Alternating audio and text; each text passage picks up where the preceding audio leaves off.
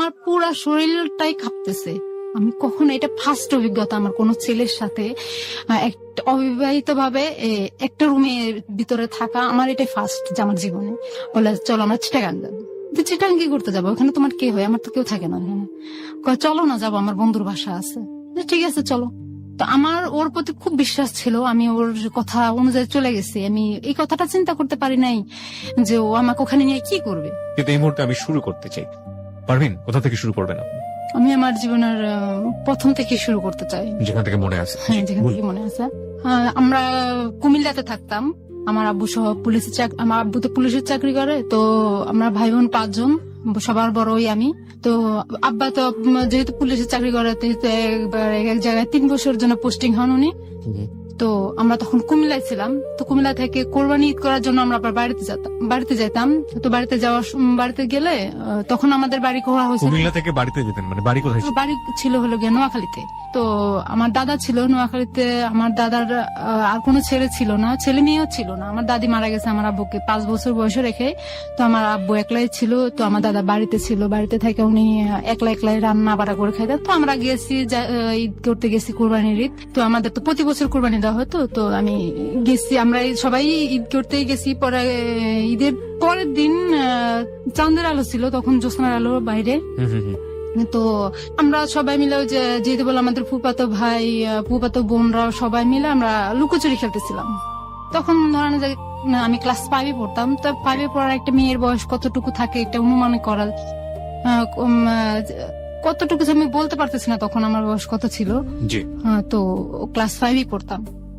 পরে হলো আমরা লুকোচুরি খেলতেছিলাম। আর এক সময় আমার একটা ফুফাতো ভাই আছে, সুমন নাম। তো সুমন ভাই আমাকে আর আমার একটা ফুফাতো ভাই বোন ছিল স্বপ্না। তো আমাদের দুজনকে দৌড়াতে একটা বাড়িতে নিয়ে গেলো। একটা বাড়িতে নেওয়ার পরে ওখানে রাসেল নামে, আমাদের বাড়ির পাশে রাসেল নামে একটা ছেলে ছিল। ওই তো ছেলেটার ঘরের সামনে নিয়ে গেলো। তো ও ঘর থেকে বের হচ্ছে, বের হওয়ার পরে তো আমাকে হাত ধরছে। বলতেছে, আমি কি বললাম ছাড়েন, আপনাকে আমি চিনি না, আপনাকে হাত ধরছেন কেন? ধরছি, ছাড়বো না। ধরছি কি ছাড়ার জন্য? ভাত রানবেকে ছেড়ে দিলে। আমি ছেড়ে দিলে ভাত রানবে কে মানে কি? আপনার মা আছে, আপনার মায়ের রানবে ভাত? বলে যে না, শুধু মা রান্ধে, বউ তো রান্ধে ভাত। আমি কি বলেন এগুলো? আমি এখন ছোট মানুষ, আপনার আমার সাথে কি বলতেছেন? ছোট মানুষ কি ক্লাস 5-এ পড়ো, একটু ছোট আছো নাকি এখন? আমি কত বড় হয়েছি? পরে এগুলো নিয়ে একসময় তর্কাতর্কি, আমি ঝাঁকড়ায় ওনার হাত থেকে আমার হাতটা সরাই নেওয়ার পরে ওনার সাথে একরকম আমার সম্পর্ক হয়ে গেল। তো ক্লাস 5 থেকে সম্পর্ক শুরু করছি। এই যখন আমরা কুমিল্লায় চলে যেতাম তখন দেখা হতো না। তো আবার যখন বাড়িতে বেড়াতে যেতাম তখন দেখা হতো। এইভাবে গ্যাপ দিয়ে। ছেলেটার নাম কি ছিল? রাসেল। পরে ও এক সময়, তার মানে ওর সাথে আমার সম্পর্ক অনেক ভালো হয়ে গেছে।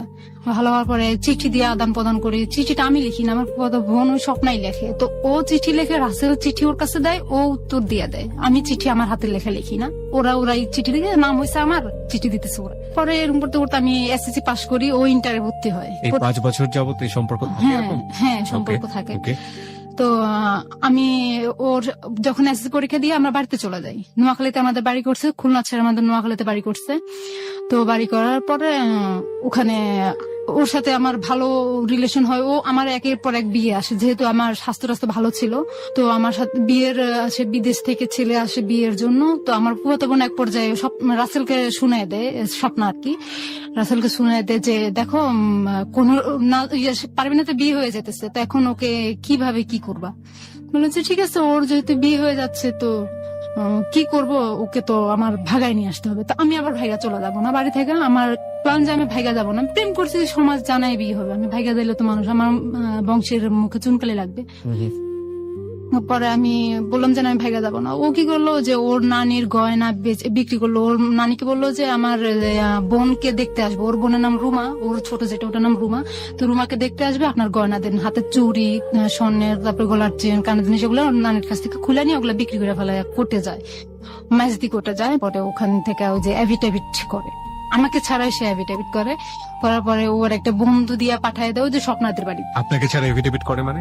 আপনি ছিলেন না ওখানে? না, আমি ছিলাম না। পরে স্বপ্নাদের বাড়িতে ওর বন্ধুটা আসে, ঠিকানা নিয়ে আসার পর আমাকে খবর দেয় স্বপ্না। যাওয়ার পরে আমি খবর দেওয়ার পর আমি যাইলে আমার কিছু ছবি তুলে নেয় ক্যামেরা দিয়া, আর আমার সিগনেচার নিয়ে নেয়।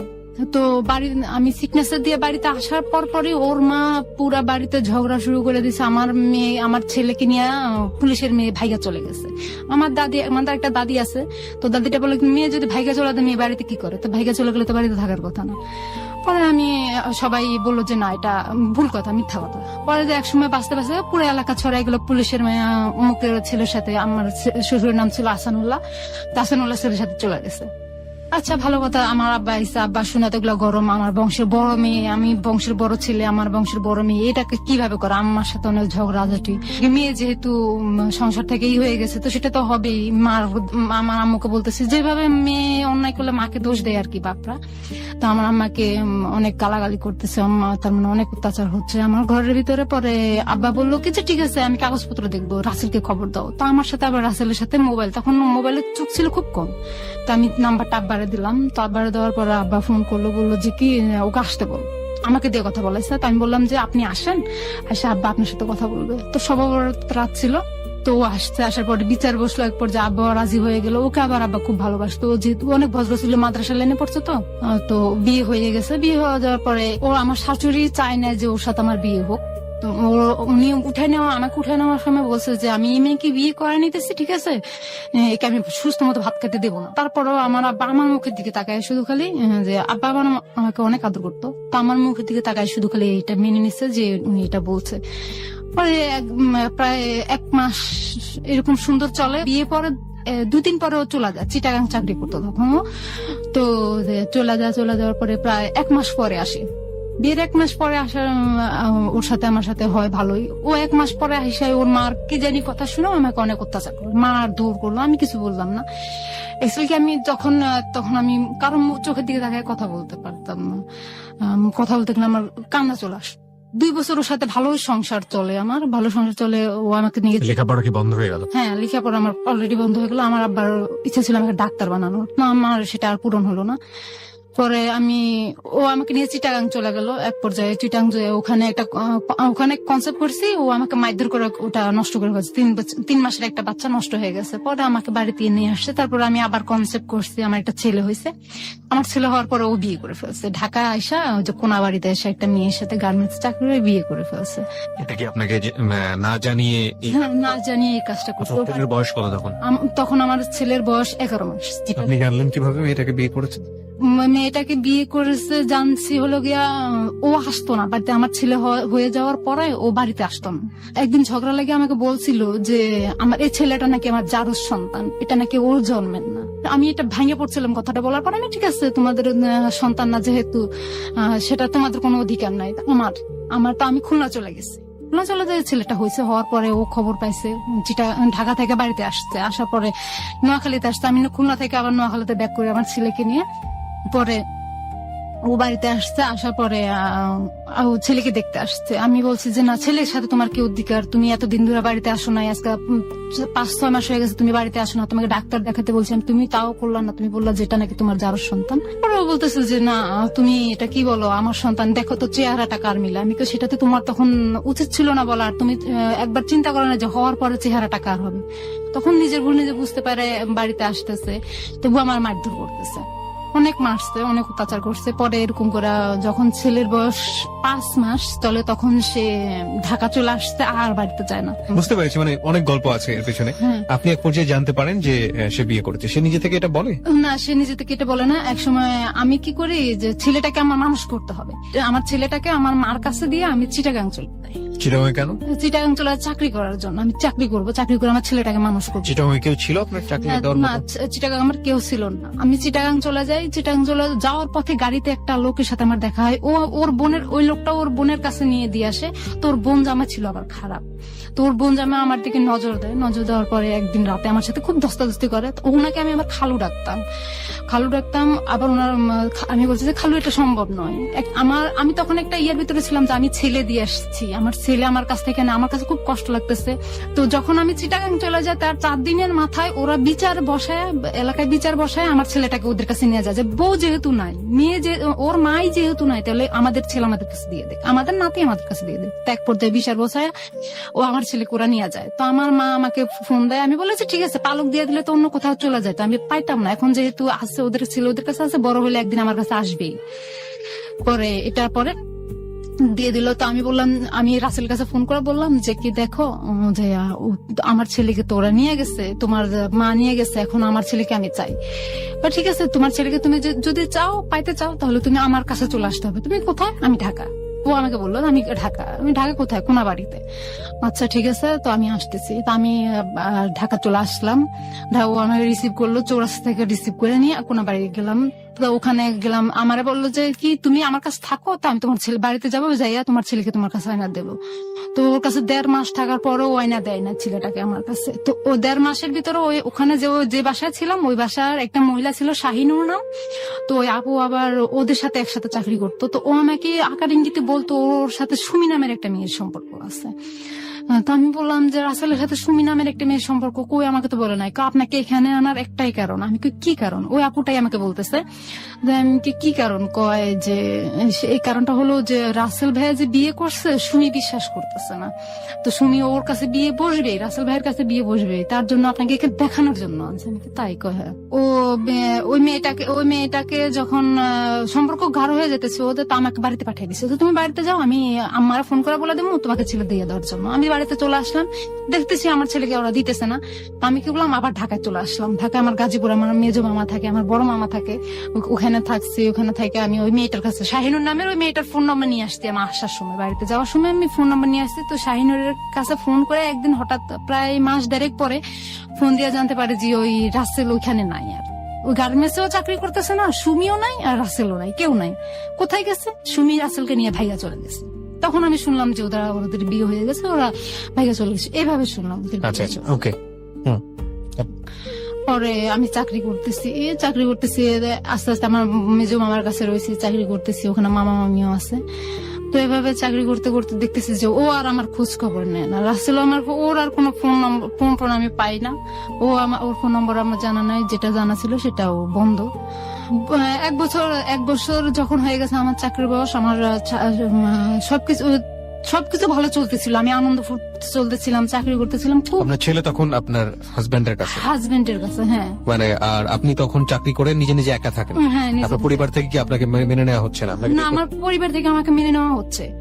আমার মা বলছে যে ঠিক, আমার মার বিরুদ্ধে যে আমি চাকরি করতেছি। আম্মা বলতেছে তুমি বাড়িতে থাকো। আমি কিন্তু আমি বাড়িতে থাকবো না, আমি বাড়িতে থাকলে আমি নিজেকে কন্ট্রোল করতে পারবো না। বাবা কি বলতো এই সময়? আব্বা তো ওই যে আমার বিয়ের পর এখানে একটা কথা ছেড়ে গেছে, আমি আমার বিয়ের পরে আমার আব্বা বিয়ে করে ফেলছে, আরেকটা বিয়ে করেছে। বিয়ে করে ফেলছে। আপনার মার সঙ্গে সম্পর্ক ছিল না? না, চাঁদপুরের একটা মেয়েকে বিয়ে করে ফেলছে। চাঁদপুরের একটা মেয়েকে বিয়ে করে উনি চাঁদপুরে সেটেল হয়ে গেছে, চাকরি করে।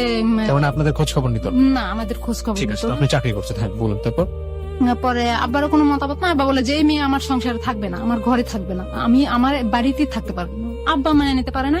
আম্মার মেয়ে যেহেতু, উনি তো আমাকে ফেলাইতে পারে না। তো উনি আমাকে বলতেছে ঠিক আছে তুমি চাকরি যেহেতু করো, তোমার মেজো মামার কাছ থেকে করো। পরে আমি চাকরি করতেছি 1 বছরের মাথায় একদিন আমি 7টা বাজে অফিস থেকে আসছি। আমার কাছে খারাপ লাগতেছে, সারাদিন ডিউটি করার পর আমার কাছে খারাপ লাগতেছে। আমি শুয়ে রয়েছি, শুয়ে টিভি দেখতেছিলাম। তখন হঠাৎ করে রং নাম্বার একটা ফোন আসে আমার কাছে। রং নাম্বার, বাংলা লিঙ্গে একটা নাম্বার থেকে আমার ফোন আসার পর আমি বলতেছি কে, যে বলে আমি কি, আপনি কি, আমার কাছে ফোন দিয়েছেন, আপনি কি? বলেছে যে আপনি কি আমাকে চিনতেছেন না? আমি কি চিনতেছি না, বিদায় আপনাকে আমি পরিচয় জিজ্ঞাসা করতেছি, আপনি কে? বলে যে আমি তো আরিফ। আমি কি, আরিফ কোথেকে করছেন? আপনার বাড়িতে মনে হয় নোয়াখালী, আপনার কণ্ঠে ওরকম বোঝা যাচ্ছে। কিন্তু বলছে হ্যাঁ আমার বাড়ি নোয়াখালী। আমি নোয়াখালী কোন জায়গায়? পরিচয় জানতে চাইলাম, ও ভুল একটা পরিচয় দিল আমাকে। আমি এখন যেটা জানতে পারলাম ওটা পরিচয় দিল না, আমাকে ভুল একটা পরিচয় দিল। পরিচয় দেওয়ার পরে আমি বলছি সেজন্য ফোন করছেন আপনি আমার কাছে? আমি কি আপনাকে ভালোবাসি? ডিরেক্ট বলতেছি কথাটা, আমি আপনাকে ভালোবাসি। আমি কি আশ্চর্য কথা, কি ধরনের কথা বলেন? আপনি কি আমায় দেখছেন? কয় না দেখি না। আমি তো কোথায় আমার নাম্বার পাইছেন? আপনার একটা কাকার কাছ থেকে নিয়েছি। আমি অসম্ভব কথা, আমার কোনো কাকার কাছে আমার নাম্বার নাই। আমি রাসেলের ভয়তে আমার নাম্বার আমি কারোর দিই না। আমার মা ছাড়া আর কেউ জানতো না। আমার আরেক আপন কাকা একটা ছিল, ওটা জানতো। আপন কাকা আমার আব্বার চাচাতো ভাই, উনি জানতো। আর তো কেউ জানার কথা নয়। তো বলে যে হ্যাঁ আমি নিচ্ছি আপনার ওই কাকার কাছে। আমার কাকা আমার নাম্বারটা কাউকে দিবে না, আপনি ভুললে হবে নাকি, আপনি কার কাছে নিতেন সেটা বলেন। তো একটা ঘটনার মাধ্যমে আমার নাম্বারটা আরেকজনের কাছে চলে যায়। হ্যাঁ, পরে নাম্বারটা পাওয়ার পরে আমাকে বলতেছে ভালোবাসি। আমি শুনেন কথাটা, আপনি প্রথম আমি একটা খারাপ বিহেভ করছিলাম, তো আমি বলতেছি যে আপনি কথাটা আপনার মাকে বলবেন আগে আর আপনার বোনকে বলবেন আগে, যে আমি ওরা যদি মাইনা নিতে পারে তাহলে আমিও মাইনা নিব, বুঝলেন যে আমি আপনার বোনের মতো। হ্যাঁ, কথাটা বলার পরে ও ফোনটা কেটে দিচ্ছে। ফোনটা কেটে দেওয়ার পরে আমি আর আমার আর নাই ওকে, তো এগুলা বলে আমি রেখে দিছি। রাখা দেওয়ার পরে পরের দিন সেম টাইমে আমাকে আবার ফোন দিছে। ও কিভাবে জানতে পারে আমি 7টা বাজে বাসায় থাকি? আমি কি আপনি কি কালকে যে ফোন করছি আরেকটা নাম্বার থেকে ফোন করছে, ওই নাম্বারটা থেকে না, একটা রবি নাম্বার থেকে ফোন করার পরে আমি বললাম যে আপনি আমার কাছে আবার কেন ফোন দিচ্ছেন? আপু কালকের কথার জন্য সরি। আমি সরি কেন? কয় আপনাকে আমি কথাটা বলছি। আমি সরি তো আপনাকে আমি বলার কথা। কয় কেন? আমি যে আপনাকে আমি খারাপ বিহেভ করছি। কয় না সমস্যা নাই, বলতেই পারেন, একটা মেয়েকে হুট করে ভালোবাসি বললে তো সেটা বলতেই পারে, স্বাভাবিক। পরে আমি বলতেছি কিসের জন্য ফোন দিচ্ছেন? ও বললো যে আমি তো বিদেশ থেকে আসছি, এখন আবার সিঙ্গাপুর যাব, তো আমি ট্রেনিং এর মাধ্যমে যাবো। তো ট্রেনিং এর মধ্যে যাবেন আপনি, আমার কি? বলে যে আপু আমার তো ঢাকায় কোনো পরিচিত লোক নাই, আপনি তো অনেক বছর যাবত ওখানে রয়েছেন জানলাম। আমি না অনেক বছর না, আমি এখানে আসি প্রায় 1 বছর যাবত। কয়েক বছর যাবত অনেক লোক পরিচিত হয়, তো আপনি আমাকে ব্যাচেলার রুম খুঁজে দিতেন। আমি দেখেন আমি তো বাড়িওয়ালার, ঢাকা শহরের বাড়িওয়ালা না, আমি আপনাকে রুম খুঁজে দেবো কিভাবে?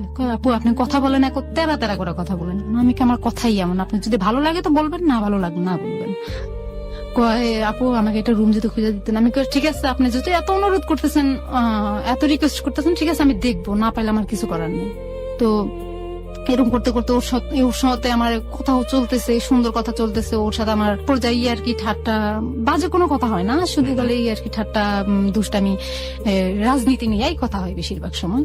তো আমি এক সময় ওর সাথে, ওর জন্য বাসা দেখলাম, যে আমি একটা বাসা দেখছি, আপনি আসেন।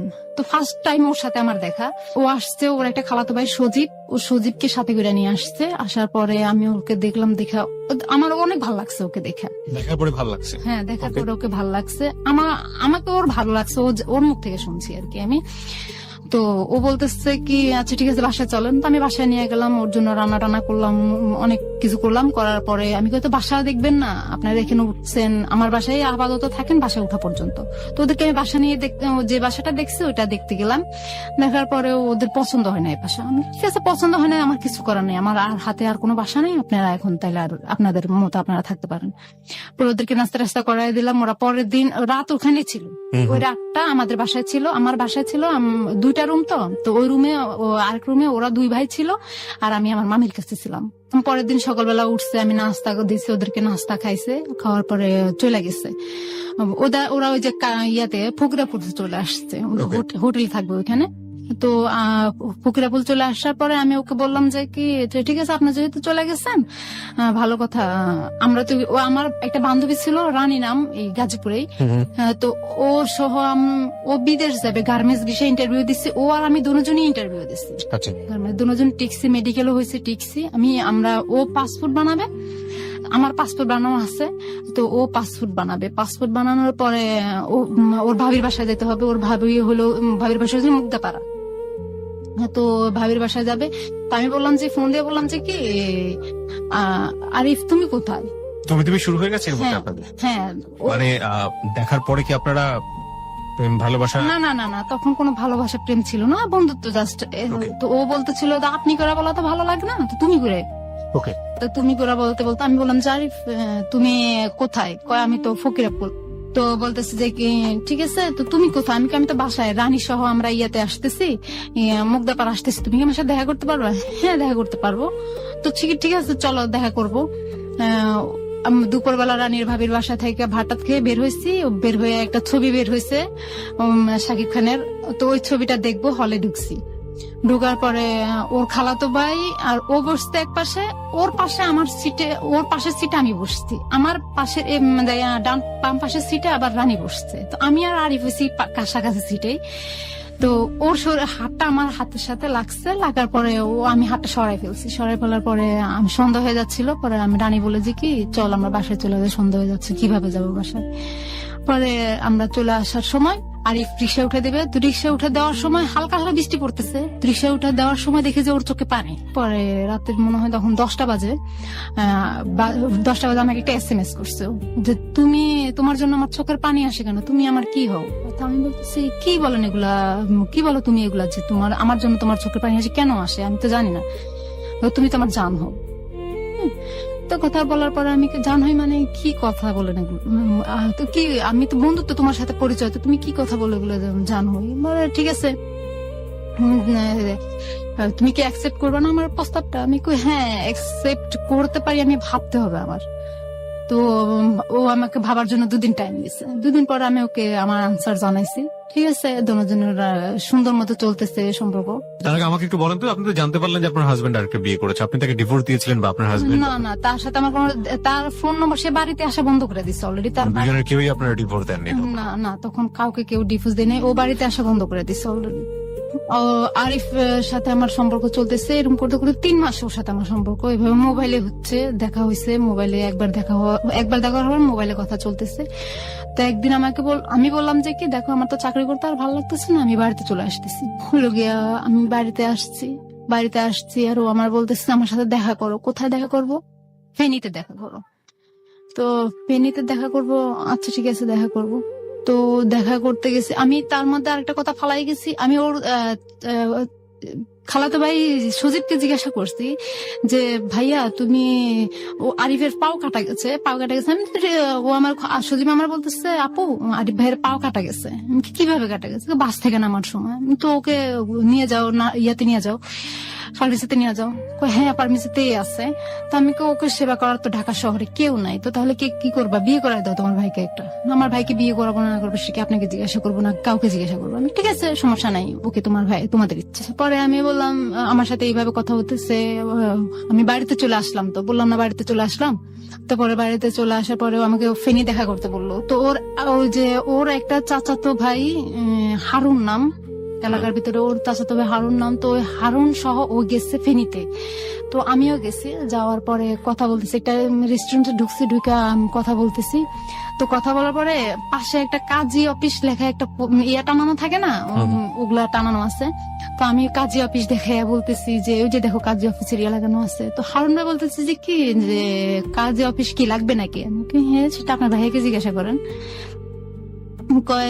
এখন আরিফ বলতেছে কি হ্যাঁ লাগবে, সময় হলে তো অবশ্যই লাগবে। ঠিক আছে তাহলে চলো এখনই কাজী অফিসে চলো। আমি দুষ্টামি করতেছি, ও ভাবছে যে আমি সিরিয়াসলি বলতেছি।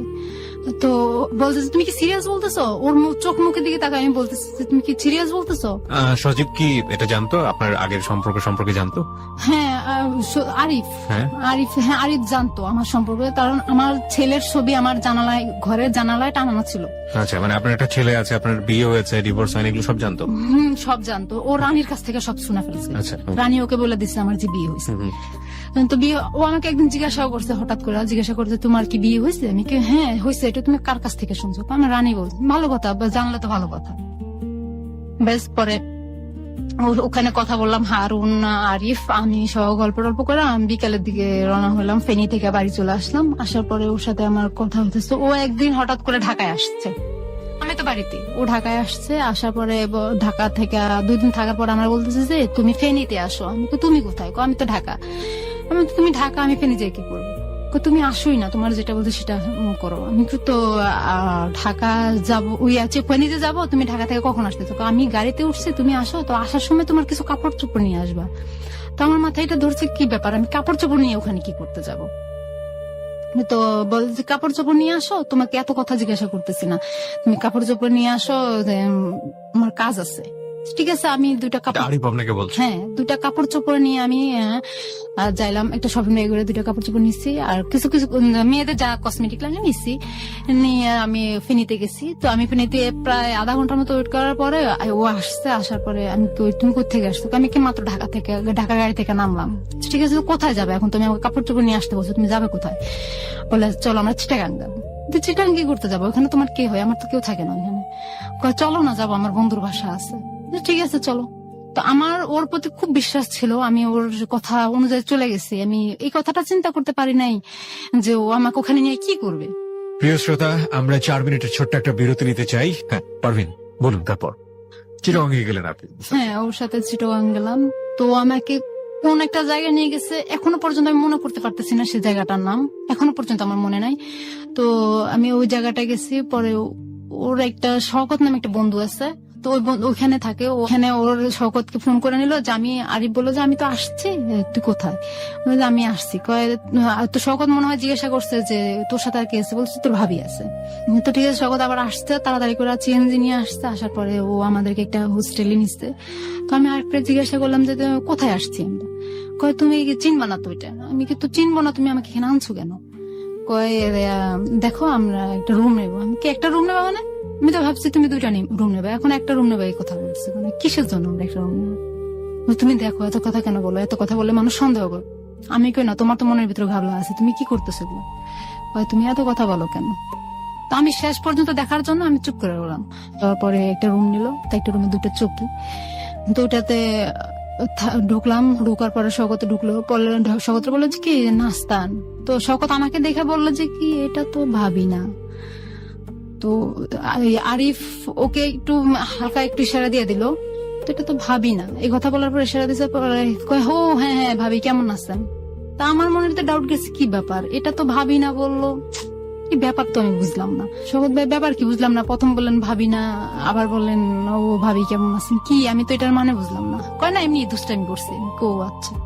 আরিফ বলে তো ঠিক আছে শওকত নাস্তা নিয়ে আয়। তো শওকতকে নাস্তা আনতে পাঠাইলো, শওকত নাস্তা আনলো, আয়না দিয়া ও শওকত চলে গেছে। যখন হোস্টেলে ঢুকলাম আমরা, তখন প্রায় রাত 8টা বাজে। তো শওকত চলে গেছে, বললো যে কি সকালে ফোন করে নিস। ঠিক আছে। তো শওকত চলে যাওয়ার পরে আমরা দুজন নাস্তা করলাম। না আমার পুরা শরীরটাই কাঁপতেছে। কখনো এটা ফার্স্ট অভিজ্ঞতা আমার কোন ছেলের সাথে অবিবাহিত ভাবে একটা রুমের ভিতরে থাকা, আমার এটা ফার্স্ট যে আমার জীবনে। আমার মনে চাইছে আমি চিল্লে চিল্লে কান্দি। পরে ও আমাকে দেখে ভয় কাজ করতেছে আমার ভিতরে। ও আমাকে দেখে বুঝতে পারছে যে তুমি কি, আমার জিজ্ঞাসা করতেছে তুমি কি ভয় পাইছো?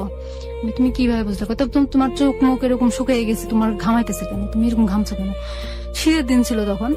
পরে আমি বলতেছি কি দেখো তুমি এটা কেন করলো? আমি তো ভাবছিলাম যে তুমি কোন বন্ধুর বাসায় নিবা আর তোমার 2টা রুম নিবা, সেটা ভাবছিলাম। যদি হোস্টেলে আসো তাহলে 2টা রুম বা কোনো বন্ধুর বাসায়। দেখো না আমার এখানে বন্ধু আছে ঠিক আছে, কিন্তু বন্ধুরা তো কোনো বাসা নিয়ে থাকে, যে এখানে ব্যাচেলার থাকে। তোমাকে নিয়ে আমি কি একটা ব্যাচেলার রুমে এতগুলা ছেলের ভিতরে কিভাবে উঠবো? তাহলে তুমি একটা রুম নিলা কেন? 2টা রুম। 2টা রুম নিলে তুমি কি একলা একটা ঘর থাকতে পারতা? তোমার ভয় করতো না? আমি কি সেটা তো থাকতে পারতাম না। তাহলে 2টা খাট যেহেতু আছে, তাহলে তুমি তোমার কাটে থাকবো, আমি আমার কাটে থাকবো। আচ্ছা ঠিক আছে। তো আমি বলতে তুমি বাতি নিবে শুয়ে পড়ো। ঠিক আছে, বাতি নিবে শুয়ে পড়ার পরে বাতি নিবার এক পর্যায়ে দেখি যে আমার কাটে, আমার হালকা চোখটা লেগে আসছে। আমার ঘুমের যেহেতু জার্নি করছি, আমার ঘুম অনেক চোখে। তা ও আমার শরীরে হাত দেওয়ার সাথে সাথে আমি এখনো আমার শরীরে কেউ হাত দিলে আমার ঘুম গেলে যত ঘুমে যায়, আমার শরীরে কেউ হাত দিলে আমি জেগে যাই। পরে আমার শরীরে হাত দেওয়ার সাথে সাথে আমি লাফ দিয়ে উঠে বসে গেছি। কি ব্যাপার, তুমি এখানে কেন? তুমি তোমার খাটে যাও। না তোমাকে এখানে আনছি কি আমি এমনি এমনি আনছি নাকি? কি বলো এমনি এমনি আনছো নাকি? তোমাকে না আমি ভালোবাসি, তুমি না আমাকে ভালোবাসো। তোমার সাথে আমার যা হবে বিয়ের পরে হবে। আচ্ছা ঠিক আছে, বিয়ে না হয় হবে। তুমি এখন কি একটা মেয়ের সাথে একলা ঘরে থাকলে তুমি বলো কেমন লাগে? তোমার তো বিয়ে, তুমি তো সবই বুঝো, আমি তো বিয়ে করি নাই, আমি কিভাবে বুঝবো? ও আমাকে বলতেছে কথা, তোমার বিয়ে অভিজ্ঞতা নাই তো তুমি আমাকে এটা কেন করতে আসছো? তাহলে এখানে তোমার অভিজ্ঞতা নাই, তুমি তো বুঝো না একটা মেয়ের কেমন, একটা মেয়ের সাথে রাত কাটাবে একলা, কেমন লাগে সেটা, একটা মেয়ের কাছে কেমন লাগে সেটা তোমার তো ধারণা নাই, তুমি বলতেছো। তাহলে আমার কাছে কেমন লাগে? দেখো ভয় পেও না, আমি তোমাকে বিয়ে করব, পৃথিবী সবকিছু একদিকে থাকবা, তুমি আমার একদিকে থাকবা। আমি বললাম আমি তোমার একদিকে থাকবো, কি বলো? আমার এটা সম্ভব না। তার মানে আমার সাথে এক পর্যায়ে ও জোর জবরদস্তি করেই, যাই হোক জোর জবরদস্তি করে আমাকে মানাই নিচ্ছে। মানার পর ওর সাথে আমার সাথে ফিজিক্যালি রিলেশনটা হয়ে গেল। হয়ে যাওয়ার পর আমি অনেক কান্না করতেছি। কান্না করতে বলো তুমি কাঁদতেছো কেন? আমি কই না, রাসেলের পরে আমাকে কেউ টাচ করে নাই, তুমি আমাকে টাচ করলা। রাসেলের কথা তোমার মাথা থেকে ঝেড়ে ফেলাই দাও। আমি কেন আমি ঝেড়ে ফেলাই দেবো? রাসেল তো আমার স্বামী ছিল, এখনো আছে, ওর সাথে তো আমার ডিভোর্স হয় নাই, তাহলে তুমি এখনো আমাকে কেন এগুলা করলো? আমার তো পাপ হবে। পাপের কথা চিন্তা করলে দুনিয়াটা আরো আগে ভালো হয়ে যেত। এগুলো বুঝাইতেছে আমারে। তো আমি বললাম যে কি দেখো তুমি এমন করছো, আমার সাথে করছো, আর করো না, আর করার চেষ্টা করো না। ও তোমার একবার করা যে কথা 10 বার করা সে কথা, সেই বলতেছে আমাকে এই কথাটা। আমি বললাম যে তুমি কি বলো, একবার করা যে কথা 10 বার করা সে কথা, তুমি কি বলো এগুলা? তোমার পায়ে ধরে তুমি আমার সাথে এগুলো করো না। ওর সাথে অনেক কাকুতি মিনতি করলাম, ও কোনো কিছুই শুনলো না। তো পরে ওর সাথে এক পর্যায়ে আরো কয়েকবার হয়ে গেল, প্রায় এরকম একটা রাতের ভিতরে 8 বার না 9 বার ও আমার সাথে ফিজিক্যালি রিলেশন করে ফেলেছে। আমার অবস্থা খুব খারাপ, আমার শারীরিক অবস্থা খুব খারাপ। পরে ডাক্তারের কাছে গেছে, ও আমাকে রুমে রেখা ও ডাক্তারের কাছে গেছে, ডাক্তারের কাছ থেকে যে ওষুধ আনছে আমি খাইলাম। খাওয়ার পরে ও আমি সহ সকালবেলা বের হয়ে ইয়াতে গেছি, সিরিজ গেছি, ঘুরছি ফিরছি, ঘুরে পরে বাসায় আসছি। বাসায় আসার পরে ও আবার আমাকে বলতেছে চলো আমরা আবার কি করি। তো ও আবার আমার সাথে ফিজিক্যালি রিলেশন করতে চাইলো। তো হইলো দুজনের ভিতরে, তার মানে এখন ওর মর্জি মতো হইতেছে সবকিছু, আমার মর্জি মতো হচ্ছে না। তো ওর মর্জি মতো হচ্ছে, আমি ঠিক আছে এখন আর ওর সাথে আর আপোষ করতেছি না, সব আপোষই হয়ে যেতেছে। 4 দিন থাকার পরে আমি ওকে বিয়ে বলতেছিলাম, তো 4 দিন তো হয়ে গেলো, বিয়ে তো করলো না আমাকে। ও বিয়ে করবো, ঠিক আছে তুমি একটু অপেক্ষা করো, আমরা যাওয়ার দিন না হয় বিয়ে করে নেবো। তারপর তারপরে ও বললো যে যাওয়ার সময় বিয়ে করে নেবো। ঠিক আছে তুমি যাওয়ার সময় কি করো সেটা আমি দেখবো।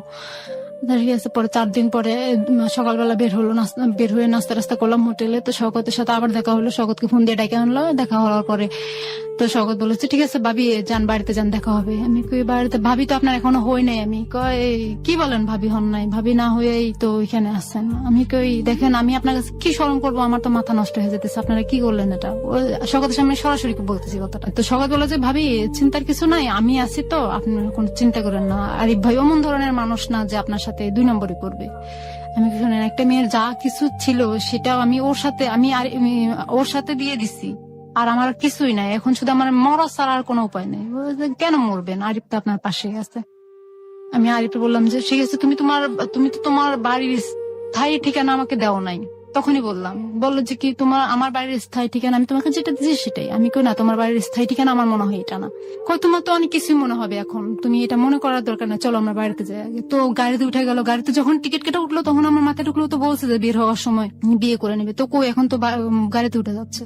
আমি আরিফকে বললাম তুমি গাড়িতে উঠে যাচ্ছ কেন, তুমি আমার সাথে চলো, কাজিয়াপুরে চলো। ঠিক আছে আমরা নোয়াখালীতে যাই, তারপরে বিয়ে করবো।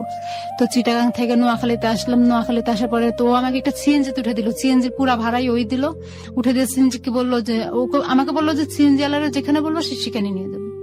তো আমি বললাম তুমি বিয়ের ব্যাপারটা করলো না? কয় ঠিক আছে তুমি এখন টেনশন নিও না, তোমার সাথে আরেকদিন দেখা হলে তবে আমার বিয়ের কাজটা সারা নেবো। ও আমাকে অনেক বুঝাইলো, আমি তো কান্না করতেছি। বুঝানোর পরে ওর বাড়িতে চলে গেলাম, আমি আমার বাড়িতে চলে গেলাম। ওর বাড়ির পাশে একটা লোক ছিল, আমার আবার দুলাভাই হয়। দুলাভাইটা ওর সম্পর্ক আবার বললো যে আমাকে বললো যে কি মহাসিনকে চিনো? আমি কি হ্যাঁ মহাসিনকে তো আমি চিনি, ও আমার যেটা তো বোনের জামাই হয়। কয় ও আমার বন্ধু হয়। তো আমি যেদিন আবার চিটাগাং থেকে বাড়িতে গেছি, ও যেটা তো বোনের জামাইটা আমার বোনটাকে নিয়ে আমাদের বাড়িতে আসতে বেড়ানোর জন্য। দুলাভাইটাকে জিজ্ঞাসা করলাম ভাইয়া আপনি কি আরিফকে চিনেন? কয় আপু কোন আরিফ? আমি কই যে লিবিয়া থেকে আসছে আরিফ। কয় হ্যাঁ আর ওকে তো চিনি, ওর শ্বশুর বাড়ি আমার বাড়ির কাছে।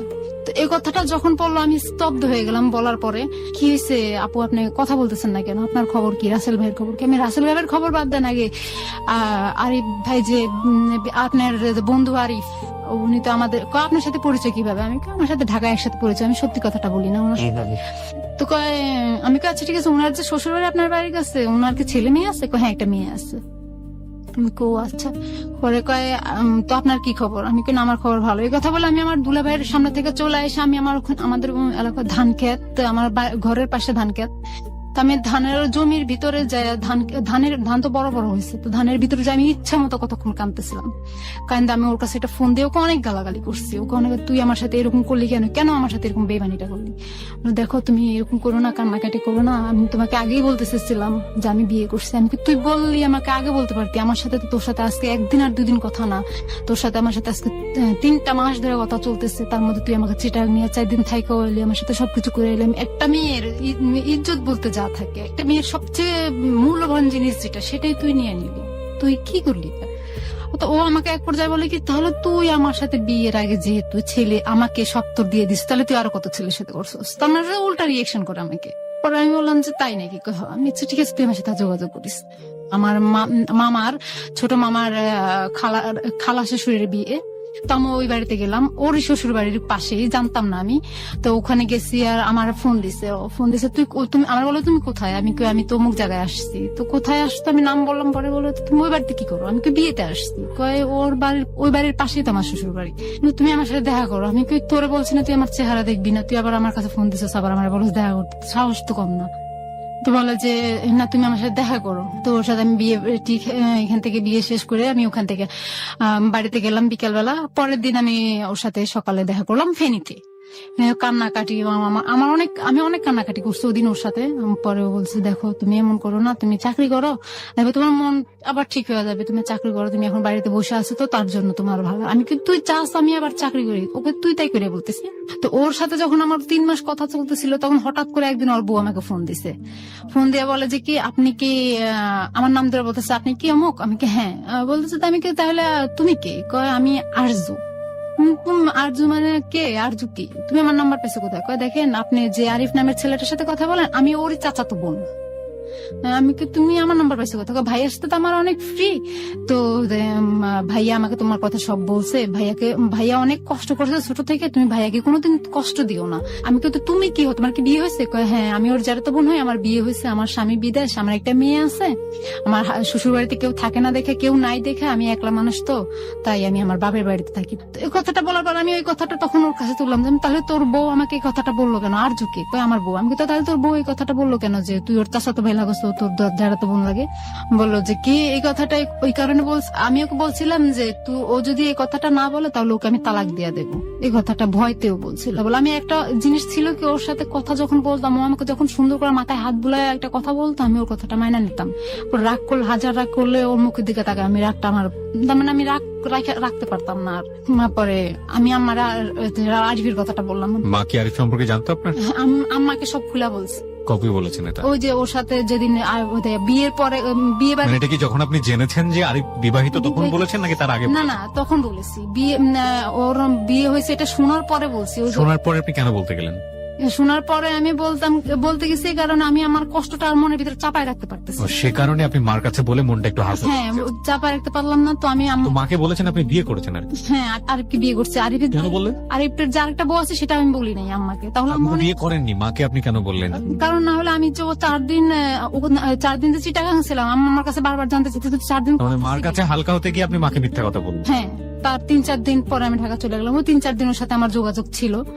পরে আমি ঢাকা চলে যাওয়ার পরে আমি আমার মেজো মামার বাসায় চলে গেলাম। ওখানে যে চাকরি টাকরি করতেছি, আলাদা রুম নিলাম, আলাদা রান্না বাড়া করে খাইতেছি। এখন আর মেজো মামার বাসায় খাই না, তা আলাদা রান্না বাড়া করতেছি। ও কি করছে, ও আমার বললো যে আমি আমার শ্বশুরে বলছি আমি বিদেশ যাবো, আমার শ্বশুর আমাকে অনেকগুলো টাকা দিবে। আমি তো কি করবো তারপরে টাকা নিয়ে, বলছি টাকা নিয়ে আমি তোমার কাছে চলে আসবো। মানে সামহাও আপনাকে ম্যানেজ করার চেষ্টা করছে, রাইট? হ্যাঁ। পরে ও টাকা দিছে, ওর শ্বশুর ওকে 42,000 টাকা মনে হয় দিছে। ও আমাকে যেটা বলছে যে 42,000 টাকা দিছে। তো বিদেশ যাওয়ার জন্য একটা মানুষ যেভাবে প্রস্তুতি নেয় আর কি, যে বিদেশ যাওয়ার সময় বাংলাদেশ থেকে মা ভাই বোনরা অনেক কান্নাকাটি করে, ওইটা করছে ওর মা বোন নাকি। পরে ওই যে বিদেশ যাওয়ার সময় ছেলেরা নাকি যেটা খাইতে বেশি ভালোবাসে সেটা দিয়ে দেয়, তো ওর সাথে ও অনেক কিছু দিয়ে দিছে, কাপড় চোপড়। তার মানে একটা বিদেশ যাওয়ার যেন কোনো কিছু কিনতে না হয়, ওগুলো সব ব্যাগ 2টা ব্যাগে বইরা ও ঢাকায় একদম আমার কাছে বাসায়।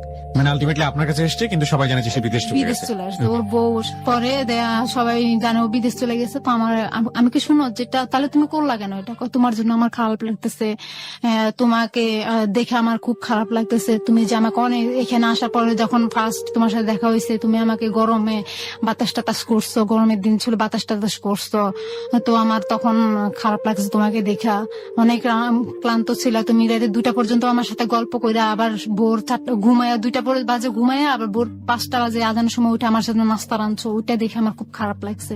একটা মেয়ে কিভাবে এত ভালো হতে পারে, আর হলো গিয়া তুমি তোমার হাজবেন্ড তোমাকে তোমার মতো মেয়েকে কিভাবে ছাড়া আরেকটা ছেলেকে আরেকটা মেয়ে বিয়ে করছে। আমি কই সেটা তার রুচি, ওগুলা তুলো না। পরে ওর সাথে এভাবে চলতেছে প্রায় 2 বছর, ওর সাথে এইভাবে সম্পর্ক। আমার একই ঘরে বাড়িওয়ালারাও জানতো যে ও আমার হাজবেন্ড, বাড়িওয়ালাদেরকে বলছি যে ও আমার হাজবেন্ড, আমি বাড়িতে যাই বিয়ে করছি। আলটিমেটলি আপনি তো বিয়ে করেন নাই, মানে সব জায়গায় বলে বেড়াচ্ছেন আপনি বিয়ে করেছেন। বিয়ে করছি, হ্যাঁ, কারণ না হলে তো ওকে ওর সাথে একসাথে অবিবাহিত থাকা তো সম্ভব না। অবিবাহিত। তখন আপনি কি মানে গার্মেন্টসে কাজ করেন? ঢাকাতে গার্মেন্টসে গাজীপুরে। পরে একটা জাপানি ইয়াতে লিডার হিসেবে ছিলাম, কোয়ালিটি লিডার হিসেবে ছিলাম, ভালোই বেতন পাইতাম, ভালো সম্মান ছিল ওইখানে আমার। ও চাকরি করে, আমি চাকরি করে ওকে খাওয়াইতেছি। তো ও বললে কি সালাউদ্দিন নামে একটা লোক ছিল, ও জাপানের দুভাষী ছিল ওই গার্মেন্টসেই। তো দুভাষী ছিল ওই সালাউদ্দিন ভাই আবার জানতো আমি যে ওই যে বিদেশির ইন্টারভিউ দিছিলাম। সেই সময়টাতে আরিফ আপনার সঙ্গে থাকা শুরু করেছে, আপনার ওখানে থাকে? আমার সাথে ওখানে থাকে। পরে ওই সালাউদ্দিন ভাই জানতো আমি যে বিদেশ যাওয়ার জন্য ইন্টারভিউ দিছিলাম, আমার পাসপোর্টে জমা দিয়েছি, শুধু 25,000 টাকা লাগবে, আমার হাতে টাকা নাই, সেই জন্য আমি বিদেশ যেতে পারতেছি না। তো ও সালাউদ্দিন ভাই আবার আমাকে 20,000 টাকা দিবে বিদেশ যাওয়ার জন্য। এটা আবার আরিফ জানে যে ওই সালাউদ্দিন ভাই আমায় বিদেশের জন্য 20,000 টাকা দিবে। তো আরিফ বলছে যে কি তুমি আরেকজনের কাছ থেকে টাকা নিয়ে তুমি বিদেশ যাবে কেন, তুমি বিদেশ যেতে পারবা না, বিদেশ ভালো মেয়েরা যায় না। মানে আপনি বিদেশ যাওয়ার জন্য ট্রাই করছেন? হ্যাঁ, গার্মেন্টস এর বিষয়ে অলরেডি আমার বেতন টেতন ধরা হয়ে গেছে, 16,000 টাকা বেতন, আমার মেডিকেলও করা হয়ে গেছে, মেডিকেলও টিকছি।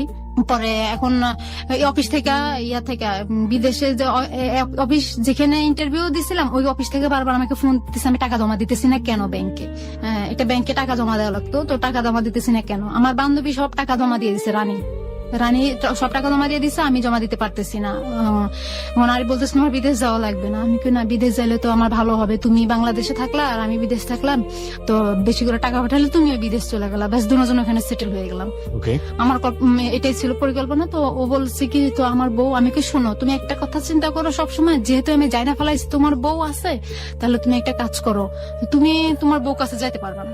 কেন? আমি কেন, তুমি তোমার বউ কাছে, তুমি যেহেতু বলছো এটা তোমার জোর জবরদস্তি বিয়ে, তোমার মতে না বিয়ে, তাহলে তুমি ওখানে যাও না, একটা কাজ করো, তুমি টাকা পয়সা দিও ওদেরকে ওইখানে, আমি চাকরি করে যা বেতন পাবো তার অর্ধেক দিয়ে ঘর ভাড়া চালাবো আর তোমার খাবো, আর তুমি যা করবা তার বেতন পুরাটাই তুমি আমার বাড়িতে পাঠিয়ে দিও, তোমার টাকা আমার সংসার, আমার ফ্যামিলি, আমার সংসারের দরকার নাই, আমার সংসার আমার টাকা হইলে এনাফ। মানে আপনি চাচ্ছেন যে ও পার্মানেন্টলি আপনার সঙ্গে থেকে যাচ্ছে? সেটা কি বিয়ে করে নাকি বিয়ে ছাড়া? বিয়ে করে। হ্যাঁ। তারপরে কি বললো আরিফ? পরে আরিফ বললো আচ্ছা ঠিক আছে। তো বিদেশ আর যাইতে পারলাম না। তো বিদেশের ওই যা সালাউদ্দিন ভাই বিদেশ যাওয়া বলে যে টাকাটা আমাকে পরে আমাকে 20,000 টাকা দিচ্ছে, তো ওই টাকাটা দিয়া কি করলাম, আমরা দুজন চলে গেলাম চিটাগাং চলে গেলাম বেড়াইতে। ঢাকা থেকে বাসায় তালা দিয়ে চিটাগাং গেলাম বেড়াইতে। মোবাইল কিনলাম একটা, আমি আমার হাতে মোবাইলটা যেটা ছিল সেটা ভেঙে গেছে। পরে আমি মোবাইল কিনলাম একটা, ওই মোবাইলটাও আমাকে চালাইতে দিল না, আমার হাত থেকে নিয়ে নিল, বললো যেটা আমার মার জন্য একটা মোবাইল লাগবে। হ্যাঁ, আমি কোরিয়ান করে পাঠাই দিলাম, ঠিক আছে। পরে দুজন ঘুরে ফিরে চিটাগাং থেকে ঘুরে ফিরে আবার ঢাকায় আসলাম। ঢাকায় আসার পরে বাসায় চলতেছে, খুব সুন্দর মতো চলতেছে, খাইতেছি, আমি চাকরি করতেছি। ও বলে কি আমি নাকি চাকরি করলে ও, তার মানে ওর সাথে আমার এখন গ্যাঞ্জাম আস্তে আস্তে শুরু হচ্ছে। আজকে ঝগড়া করতেছে, কালকে আমারে মারতেছে, পরশুদিন ঝগড়া করতেছে, এরকম প্রতিদিন আমার সাথে ঝগড়া, প্রতিদিন আমাকে ঝগড়া করে আমার সাথে মারে, প্রতিদিন আমাকে মারে, অনেক মারে। পরে হলো গিয়া বললাম তুমি আমার সাথে কেন মারামারি করো, তুই ইয়াতে যায় অফিসে যায় তুই বসের সাথে প্রেম করস। মানে আপনার এখানে থেকে আপনাকে গায়ে হাত তুলছে কন্টিনিউয়াসলি? হ্যাঁ, কন্টিনিউয়াসলি আমার গায়ে হাত তুলতেছে আর বলতেছে আমি নাকি ইয়াতে চাকরি করলে বসদের সাথে খালি প্রেম করি। আমি কি বসদের তো আর কোনো কাম নাই আমার সাথে, আমি কি এত বিশ্ব সুন্দরী যে আমার সাথে প্রেম করবে? কয় না প্রেম করে, আমি জানি। আমি কই তুমি আন্দাজি কিসের জন্য, তার মানে আমার সাথে ঝগড়া করার জন্য এগুলো করতেছো? তো তুমি যে তোমার বউর সাথে বাড়িতে কথা বলো তার জন্য কি আমি তুমি কিছু বলি নাকি? আমি আমার বউর সাথে কথা বলবো না তো কার সাথে কথা বলবো? আমি তো তা ভালো কথা, বউর সাথে কথা বলবো, তো আমার সাথে সম্পর্ক করছিল কেন? কয় তুই তাহলে আমার সাথে সম্পর্ক রেখে আরেক ছেলেদের সাথে কথা বলছিস কেন? আমি কই কথা বলছি, আমি তো ডিউটি করতেছি, আমি অফিসিয়াল কাজের জন্য বসদের সাথে কথা বলতেছি, যেহেতু আমি লিডার হিসেবে আমার একটা দায়িত্ব আছে। পরে বলে যে কি না তুই চাকরি করতে পারবি না। তো আমার ওর চাপে আমি চাকরিটা ছেড়ে দিলাম। তো বিদেশে যাওয়ার জন্য শ্বশুর কাছ থেকে যে 42 চাকরি ছেড়ে দিলেন? চাকরি ছেড়ে দিচ্ছি। তাহলে আপনি খাবেন কি, আপনি করবেন কি? তো এখন ও বলতেছে তুই চাকরি করা লাগবে না, আমি তোকে খাওয়াবো। আচ্ছা ঠিক আছে, ভালো কথা, ঘরে বসে যদি আমার 5টা পাই আমি, তাহলে আমার সমস্যা কোথায়? পরে ও কি করছে, ওই 42,000 টাকা ওর শ্বশুরের কাছ থেকে আনছে, আমি জানতাম না, পরে শুনছি। তো ও ঘরে ব্যাগ থেকে টাকা বের করে আর বাজার করে, প্রতিদিন বাজার করে, প্রতিদিন মার্কেটে যায় একটা গেঞ্জি কিনে, আবার যখন দোকানে বাজারে যায় তখন আধা ঘন্টা ধরে ওর মোবাইল ওয়েটিং থাকে। তো ও যখন বাজারে যায় তখন আমি আমার ফোন দিয়ে মোবাইল ট্রাই করি, আধা ঘন্টা পর্যন্ত মোবাইল ওয়েটিং, 2 বেলা, সকালবেলা বিকালবেলা 2 বেলা। পরে আমি আমার মাথার টেনশন গুলো 2 বেলা কার সাথে এতক্ষণ কথা বলে, এতক্ষণ তো বাড়িতে কথা বলবে না, 2 বেলা। আর ওর বোর সাথে কথা বলে 2-3 দিনে একবার কথা বলে, তাহলে তো এতক্ষণ কার সাথে বলো। আমার মাথার ভিতরে একটা টেনশন ঢুকে গেছে। পরে আমি ও বাসায় আসার পরে একদিন রাতে 3টা বাজে ও টিভি কিনে আনছে, বাসায় আসে টিভি কিনে খেলা দেখতেছে। তো আমি ঘুমিয়ে পড়ছি, হঠাৎ করে ঘুমার থেকে চোখ ছুটে গিয়ে দেখি যে ও আমার পাশে নাই। পাশে নাই, ও আমার পাশে নাই, বাসার বারান্দায় দাঁড়ায় দাঁড়ায় কার সাথে জানি মোবাইলে কথা বলতেছে। তখন রাতে 3টা বাজে, 3:56 বাজে। আমি ঘড়ির টাইম দেখলাম, তখন 3:56। এত রাতে কার সাথে কথা বলে? এত রাতে তো কার সাথে কথা বলার কথা নয়। তো আমি আবার তখন উঠে দেখলাম যে কথা বলতেছে, খুব আস্তে আস্তে কথা বলতেছে, আমি শুনি নাই কথাগুলা। পরে আমি আবার ওরা দেখে আমি আবার যে শুয়ে রয়েছি, ঘুমের ভান্দরা চুপ করে শুয়ে রয়েছি। ও কথা শেষ হয়েছে আর 5 মিনিট 32 সেকেন্ড কথা বলছে। কথা শেষ হয়েছে আর ও যে শুইছে, শোয়ার পর সাথে সাথে ওর ঘুম চলে আসছে। ও কি করছে, আমি ঘুম থেকে উঠছি, উঠে ওর মোবাইলটা চেক করছি, দেখি যে একটা মেয়ের একটা নাম্বার। তো নাম্বারটা আমি ওই নাম্বারটা সুন্দর করে দেয়ালে লিখে রাখছি, কোথাও খাতায় লিখে রাখলে ও দেখতো। পরে আমি দেয়ালে লিখে রাখছি। পরের দিন সকালবেলা ও যখন বাজারে গেছে, সকালবেলা আমি ওই নাম্বারে ফোন দিচ্ছি। নাম্বারে ফোন দিয়ে দেখি যে চিটাগাং ছাগলনাইয়া নামে একটা জায়গা আছে, ওই জায়গার একটা মেয়েটার নামটা আমি জানি না, মেয়েটার নামটা আমাকে বলো না। মেয়েটার আরেকটা মেয়ে আছে, মেয়েটার হাজবেন্ড বিদেশ থাকে। তো ওই মেয়েটা আমি, এই তুমি কে? কয় আপনি কে? আমি কই তুমি আমার হাজবেন্ডের সাথে কিসের কথা বলো? রাতের 3টা বাজে কিসের কথা বলো? তোমার কি জামাই নাই? হ্যাঁ আমার বিয়ে হয়েছে, আমার হাজবেন্ড আছে বিদেশ থাকে। আমি কো জামাই বিদেশ থাকে তার জন্য তুমি এগুলো করো? তুমি আমার হাজবেন্ডের সাথে কিসের কথা বলো? কয় কে এত আপনার হাজবেন্ড? আমি কি তুমি তার সাথে কথা বলো? সে কয় তার নাম কি? আমি কি আরিফ? কয় তার নাম তো আরিফ না, আমি যার সাথে কথা বলো তার নাম তো রাফি। আমি কি রাফি মানে কালকে 3টা বাজে তুমি কথা বলো না, এই নাম্বারটা দিয়ে কথা বলো না? হ্যাঁ। তো আমি কার সাথে? রাফির সাথে কথা বলছি। আমি রাফি নাও, নাম আরিফ। ওর আর বাড়িতে একটা বউ আছে, আমি ওর দ্বিতীয় বউ। এই কথাটা মেয়েটার কাছে আমি বললাম। তুমি পরে মেয়েটাকে অনেক গালাগালি করলাম, তুমি আমার মেয়ে, তুমি একটা বেয়াদব মেয়ে, তুমি আমার হাজবেন্ডের সাথে যদি কথা বলো তো তোমার খবর আছে। পরে মেয়েটাকে অনেক ধুমকি দিলাম। পরে আবার দেখি যে কথা বলতেছে মেয়েটার সাথে, ও কথা বলে, কন্টিনিউসলি কথা বলা যায়। পরে আমি একদিন মেয়েটার বললাম যে আসলে কি তুমি কি মানুষ নাকি আরো কিছু? একটা সংসার কিভাবে ভাঙো? কয় দেখেন আমি আপনার হাজবেন্ডকে ফোন দিই না, আপনার হাজবেন্ডই আমাকে ফোন দেয় রাতের 12টা নাই 1টা। এই যে আপনার সঙ্গে থাকা শুরু করার কতদিন পরের ঘটনা এটা? এটা প্রায় সপ্তাহখানিকের পরের ঘটনা। সপ্তাহখানিকের মধ্যেই ঘটনা ঘটে গেছে। প্রিয় শ্রোতা, আমরা এই জায়গাটায় ছোট্ট একটা বিরতি নিতে চাই। আপনারা সবাই শুনছেন close up presence hello 8920 ABC radio FM 89.2 এ। আমি আরজে কিবরিয়া রয়েছি আপনার সঙ্গে, এবং আজকে এখানে পারভিনের জীবনের গল্প শুনছেন। আজকের এই জীবনের গল্পটি অসংখ্য অসংখ্য মানুষ আছেন আমাদের সোসাইটিতে, বিশেষ করে আমি মেয়ে বন্ধুদেরকে ইন্ডিকেট করে বলতে চাই, আপনারা অনেক অনেক অনেক বেশি আল্লাহ আপনাদেরকে হয়তো ভাবেই বানিয়েছেন অনেক বেশি আবেগ প্রবণ তুলনামূলকভাবে ছেলেদের চাইতে, এবং এই আবেগের বশবর্তী হয়ে একটা মানুষ নিজের জীবনের জন্য কত বড় ভয়াবহ দুর্ঘটনা ঘটিয়ে ফেলতে পারে তার একটা অসম্ভব অসাধারণ উদাহরণ হবে আজকের এই জীবনের গল্প। আমরা একের পর এক দেখতে পাচ্ছি যে জীবনে অনেকগুলো টানাপোড়েনের মধ্য দিয়ে যাচ্ছে আজকের এই অতিথি, যিনি পারভিন। মেনে নিচ্ছে, মানতে পারছে অথবা পারছে না, তারপরও এক ধরনের খড়কুটো নিয়ে বসবাস করে বেঁচে থাকার একটা অদম্য ইচ্ছা। নিঃসন্দেহে সে অবশ্যই আরিফকে ভালোবাসত, নইলে সে জায়গা দিত না। এবং আরিফের বিবাহিত জীবন জানার পরেও তার মেনে নেওয়ার পেছনে অন্যতম একটা কারণ ছিল সে নিজেও বিবাহিত। ওই মেয়েটার সাথে আমার কথা হলোর পরে মেয়েটা বললো যে এরকম। পরে আমি আরিফকে বললাম যে দেখো তুমি এরকম কেন করতেছো, তোমার কি আমাকে দিয়ে হচ্ছে না? কই আমি মেয়েটার সাথে কথা বলতেছি না, কোনো মেয়ের সাথে আমি কথা বলতেছি না। আমি তাহলে এটা কি? এমনি আমার কাছে ফোন দেয়। আমি কি মেয়েটা তোমার কাছে ফোন দেয় না, তুমি মেয়েটার কাছে ফোন দাও, তাহলে এটা প্রমাণ হয়ে যাক। ওকে। পরে বলতেছে কি প্রমাণ? আমি কই তাহলে মেয়েটার কাছে এখন আমি ফোন দেই। আমি মেয়েটার কাছে ফোন দিতে গেছি, ঠিক সেই সময় সে আমাকে একটা থাপড় দিলাম। আপনি আমাকে একটা জিনিস বলেন, যে আপনাকে বিয়ে করেনি, কন্টিনিউয়াসলি ভাবে অত্যাচার করছে, চাকরি থেকে ভাগায় নিয়ে আসলো, সেটাও আপনি মেনে নিলেন। এগুলো অত্যাচার আপনি কেন মানতেন ওর? এগুলো অত্যাচার আমি মানতাম, তাকে অনেক ভালোবাসতাম। আপনি মেনে নিলেন। এগুলো অত্যাচার আপনি কেন মানতেন ওর? এগুলো অত্যাচার আমি মানতাম, তাকে অনেক ভালোবাসতাম, অনেক ভালো, এতটাই ভালোবাসতাম যে আমি আমার নিজের চেয়ে ওকে বেশি ভালোবাসতাম। That is the ultimate true answer. প্রিয় শ্রোতা, যাকে মানুষ ভালোবাসে তার শত অন্যায় চোখে পড়ে না, কেন জানি পড়ে না। কিন্তু কথা হচ্ছে অন্যায়েরও একটা লিমিট থাকে। লিমিটলেস অন্যায় সত্যি সত্যি কি ভালোবাসাকে বাঁচিয়ে রাখতে পারে শেষ পর্যন্ত? শুনুন, দেখেন, বলুন তারপর। পরে ও আমাকে অনেক ওয়ালের সাথে বাড়ি দেওয়ার পর আমি চেঞ্জলেস হয়ে গেছি। পরে চেঞ্জলেস হওয়ার পরে ও আমাকে হুশ করছে, হুশ করার পর আমার কিচ্ছু মনে নাই। ওর আগে যে ও আমাকে কি করছে আমার কিছুই মনে নাই, কিভাবে আমি এভাবে হয়েছে সেটা আমার কিছুই মনে নাই।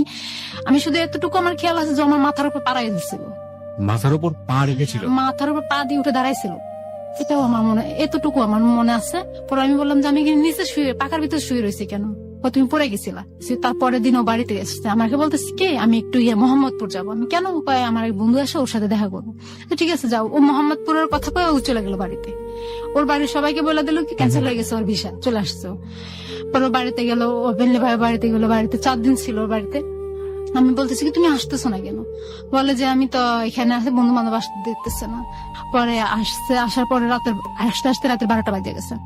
এর মধ্যে রোজা চলে আসলো, একটা রোজাও থাকতে ও থাকে না, আমাকে থাকতে দেয়নি। পরে ও রোজার ঈদ গেল, কাপড় চোপড় নিজে কিনলো, ও আমাকে কাপড় চোপড় কিনে দিল না। ওর কাপড় চোপড় কিনা আবার ওর ছেলে মেয়ের জন্য কাপড় চোপড় কিনা বাড়িতে পাঠিয়ে দিল। পরে সুন্দরভাবে ঈদ কাটলো। ঈদ কাটার পরে বলছে আমি কি, তুমি এখন কি করবা? এর মধ্যে ও কি করছে, মেয়েটার সাথে সম্পর্ক না, মেয়েটার সম্পর্কে আপনি জানতে পেরেছেন ততক্ষণে যে মেয়েটা আসলে কোন মেয়েটা, কোথায় থাকে, কি অবস্থা, নাম কি? মেয়েটার কাছ থেকে আমি সব জানা ফেলাইছি। মেয়েটা চিটাগাং যাওয়ার সময়, ফেনীর পার হয়ে চিটাগাং যাওয়ার সময় ছাগলনাইয়া নামে একটা জায়গা আছে, ওইখানে থাকে। হ্যাঁ, তো আমি বললাম মেয়েটার সাথে ওর কন্টিনিউ এখনো চলতেছে প্রেম। ওর ঝগড়া হয়ে আমি 25টা ঘুমের ট্যাবলেট একসাথে খাওয়া ফেলাই। খাওয়ার পরে আমি সেন্সলেস হয়ে পড়ি। প্রায় 20 মিনিটের মধ্যে আমি সেন্সলেস হয়ে পড়ার পরে আমি আর কি হয়েছে জানি না। পরে আমার হসপিটাল নিয়ে গেছে, হসপিটাল নিয়ে যাইয়া আমার ওয়াশ করাইছে, ওয়াশ করে বাসায় আনছে। 2 দিন পরে আমার হুশ আসছে। ও বলতে ঠিক আছে বাড়িতে যে আমি ঘুরে আসি, কয়েকদিন থেকে আসি, ফ্রি হয়ে আসি সবার সাথে। বাড়িতে গেছে, বাড়িতে যাওয়ার পরে ও আর আসতেছে না। তখন ও যখন চলে গেছে 3-4 মাস হয়ে গেছে, ও আসতেছে না। পরে আমি চাকরি করতেছি, হঠাৎ করে। আপনি তো তখন চাকরি ছেড়ে দিয়েছেন, আপনার আবার কিসের অফিস? ও যে বাড়িতে যাবে 3 মাস চলে গেছে, 3-4 মাস চলে গেছে, ও আর আসতেছেই না। তখন কি মানে সেটা বুঝলাম, কিন্তু আপনি তাহলে কিসের অফিসে গেছেন? ও আমি আবার গার্মেন্টস চাকরি নিচ্ছি। ওই সময়টাতে আপনি আবার গার্মেন্টসে? হ্যাঁ, আবার গার্মেন্টসে চাকরি নিচ্ছি আমি। এভাবে তো বাসা ভাড়া বাইরে গেছে, 2 মাসের বাসা ভাড়া অলরেডি জমা হয়ে গেছে। স্যার আমি বলতেছি কি ব্যাপার, এভাবে তো চলে তো আমার এখান থেকে বের করে দিবে মানুষ, বাড়িওয়ালার বের করে দিবে, আমি কোথায় থাকবো? পরে আমি চাকরি নিলাম। চাকরি নেওয়ার পর ওই ওর সাথে একসময় লাঞ্চে ঝগড়া হলো। ঝগড়ার পরে আমি ঘুমের ট্যাবলেট খেয়ে ফেললাম 10টা।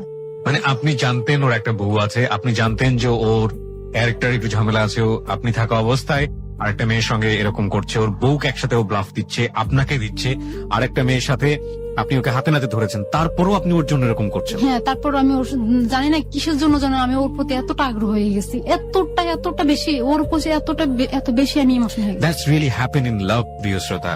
একজন মানুষ যখন একজন মানুষকে লাভ করে তখন তার ভুলগুলো তার চোখে পড়ে না, অন্যায়গুলো তার চোখে পড়ে না। It happen. এটা শুধুমাত্র ওর জীবনে সত্য নয়, যারা শুনছেন তারা হয়তো খুব সহজেই সমালোচনায় দিতে পারবেন, কিন্তু এটা ঠিক যে আপনি নিজেকে দেও প্রশ্ন করে দেখেন, এবং এরকম মানুষ হয়তো আপনার চারপাশেই রয়েছে যারা ভালোবেসে একের পর এক অন্যায় এবং ভুলগুলোকে মেনে নেয়, কিন্তু সেটার একটা শেষ বোধহয় থাকে। ওকে, বলুন তারপর। পরে আরিফ বলতেছে কি ও চায়, আরিফ উল্টা রানীকে বলতেছে কি যে ও চায় আমার সাথে সারাদিন ফোনে কথা বলার জন্য, ও চায় আমি ওর পাশে আমি সারাক্ষণ বসে থাকি। এটা কি আমার সম্ভব? আমার তো একটা বউ আছে, আমার তো বাচ্চা আছে, ওটাও জানে না, তাহলে ও এমন কেন করে? আরিফ উল্টা আমার দোষ দিতেছে ফোনের মধ্যে রানীর কাছে। তো রানী কাটা দেওয়ার পরে রানী বলতেছে কি দেখ উল্টা আরিফ তোর নামে বদনাম করতেছে, তাহলে তুই ওর জন্য এমন কেন করতেছিস? আমি এত কষ্ট বুঝি না, তোর আরিফ রায় না দে আমার কাছে। পরে আরিফ আবার ফোন দিছে, রানী বলতেছে তুই তাড়াতাড়ি আয়। আচ্ছা ঠিক আছে আমি পরের দিন আসতেছি। তা আরিফ আমার এগুলার পরের দিন আসলো। আসার পরে অফিসে আমার একটা পুরো বদনাম হয়ে গেছে, আমি এটা করছি যে ও এমন করছে, ও একটা লিডার হয়ে, কোয়ালিটির একটা লিডার হয়ে যদি এমন করে তাহলে ওর আন্ডার যারা চাকরি করে তারা কি করবে? পরে একটা বদনাম হয়ে গেছে আমার। আমি অফিসে আর যাই আমার তার মানে মুখ দেখাতে পারতেছি না, এমন একটা অবস্থা হয়ে গেছে। পরে ও আরিফ আসছে, আয়সা বলতেছে তুমি এমন করছো কেন? পরে আমি আবার কি করছি, ও যখন আসতেছে না, আসতে দেরি হইতেছে, পরের দিন আসতে বলতেছে, আমি কেন ও আজকে আসবে। আমি কি করছি, আবার ব্লেড দিয়ে আমার হাত রাখছি, হাত আইকে একদম অনেকটা আঁকছি, মানে এই যে দাগগুলো এখনো আছে আমার হাতের মধ্যে, অনেকটাই আঁকছি। তার মানে এখানে এমন ভাবে আঁকছি যে পরবর্তীতে আমার এই জায়গাটা পচে যাওয়ার অবস্থা, ট্রিটমেন্ট নিয়ে ভালো হয়েছি। পরে ও আয়সা দেখছে, ও আয়সা দেখায় হালকা চোখে পানি ছাড়তেছে যে তুমি এমন করছো কেন। আমি বলি, দেখো আমার পৃথিবী সবকিছু একদিকে, তুমি আমার একদিকে। আমি সব তো ওর বউ কি এটা জানলো যে আপনি এরকম করতেছেন? ওর যে বউ ছিল না, তার কাছে কি খবর এগুলো পৌঁছাতো? না, ওর কাছে, ওর বউর কাছে খবর এগুলো পৌঁছায় নাই। ওর মানে বউর সঙ্গে আপনি কথাও বলেনি কখনো না। ওই সময় পর্যন্ত? না, আর কথা বলি না। আচ্ছা, বলুন তারপর। পরে ওর বউ জানতো যে ও ঢাকা চাকরি করতেছে। চাকরি করছে? হ্যাঁ, ও আমি বলতে ওর জিজ্ঞাসা করলাম যে আরজু কি জানে, কয় আরজু জানে আমি ঢাকা চাকরি করতেছি। ওর বউয়ের নাম ছিল আরজু? ওর নাম ছিল আরজু। ওকে। আরজু জানে আমি ঢাকা চাকরি করতেছি। আমি কেউ পরে এক পর্যায়ে ও আমার জন্য কান্নাকাটি করে, কান্দে, চোখের পানি ছাড়ে, বলতে যে কি যে তুমি এমন করো কেন। আমি দেখো তুমি আমার সবকিছু, আমি সবকিছু সবার বিরুদ্ধে যে আমি তোমার কাছে, আমার আত্মীয় স্বজন কেউ চায় না আমি তোমার সাথে সম্পর্কটা রাখি। আমার আত্মীয় স্বজন সবাই আমার বিরুদ্ধে চলে গেছে, কেউ আমাকে দেখতে পারে না এখন, আর শুধু তোমার সাথে সম্পর্ক করছি বলে। আমার মাও আমার সাথে এইবার আয়সা দেখে গেল, যা দেখে গেল আমার মা, তা দেখে আমার মা অনেক কষ্ট পাইছে। আমি তোমার জন্য এগুলা করছি, আমার মা দেখে গেছে আমি একটা পাগলের মতো হয়ে গেছিলাম, তাহলে তুমি আমাকে ছাড়া কেন যাও। মানে দেখো আমি তো ওদেরকে ওখানে মানাইতে হবে, ওরা যেহেতু জানা গেছে আমি বিদেশ ভিসা ক্যান্সেল করে বাংলাদেশ চলে আসছি, তাহলে ওদেরকে আমার মানাইতে হবে না আমি ঢাকায় চাকরি করতেছি। 2 দিন পর বাড়িতে না যাইলে ওরা বলবে যে নিশ্চয় ও ঢাকা কিছু একটা করছে, তাহলে ও বাড়িতে আসে না কেন। ওদেরকে যেন ওরা যেন বুঝতে না পারে। আমি কি আচ্ছা কোনোদিন যদি এমন হয় যে আরজু তোমাকে আমার কাছ থেকে নিয়ে গেছে, তখন তুমি কি করবে? না, আরজু তোমাকে আমার কাছ থেকে নিতে পারবে না, কারণ আরজু জানবে না যে তুমি আমার জীবনে আসছো। আমি আচ্ছা ঠিক আছে। পরে এভাবে চলতেছে প্রায় বছর। মানে আপনি মেনেই নিয়েছিলেন যে ওকে আপনি বিয়ে করবেন না, এভাবেই সংসার করবেন, এভাবেই ওকে করবেন? আমি অনেকবার বলতেছি যে তুমি বিয়ে করো আমাকে। কিন্তু তারপরেও ও তো আপনাকে যেহেতু বিয়ে করছে না, সুতরাং আপনি এটা মেনেই নিয়েছিলেন। তাহলে ও থাকুক আমার লাইফে, যে কোনো ভাবেই হোক ও থাকুক। হ্যাঁ। এবং ওর আগের স্ত্রী নিয়েও আপনি কিছু বলতেন না? ওনাকে কি ডিভোর্স দেওয়ার কথা বলতেন আপনি? হ্যাঁ, আমি ওকে অনেকবার বলছি যে তুমি আর ও কি বলতো যে আমি ডিভোর্স দিব? ও বলছে যে না, আমি সবকিছু ত্যাগ করতে পারবো, আর যুগে ত্যাগ করতে পারবো না। আমি কেন ত্যাগ করতে পারবো না? কারণ যেহেতু আমার ওখানে একটা মেয়ে আছে, আমার মেয়েটার দিকে তাকায় আমি এটা করতে পারবো না, কারণ আমার মেয়েটা মা হারাবে, বাপ হারাবে, কিরকম দেখাবে। ওটা মেয়ে মানুষ ছিল হলে একটা কথা ছিল, আর হলো কি ওর বাপ আমার কাছে অনেকগুলো টাকা পাবে। আমি ওকে যদি তালাক দিতে হয় আমার কাবিনে টাকাটাও দিতে হবে, প্লাস আমি ওর বাপে আমাকে যে টাকাগুলো দিছিল বিদেশ যাওয়ার জন্য প্রায় 3-4 লাখ টাকা দিয়ে দিচ্ছে, ওগুলো দিতে হবে। তা আমি ওকেও তালাক দিতে পারবো না, টাকাগুলোও দিতে পারবো না। যেহেতু টাকাগুলো দিতে পারবো না, তাহলে আমি ওকে তালাকও দিতে পারবো না। আচ্ছা ঠিক আছে, তাহলে টাকা যখন হবে তোমার হাতে তখন তুমি ওকে দিও, তালাক দিও। আচ্ছা ঠিক আছে, দিব না। এভাবে চলতেছে।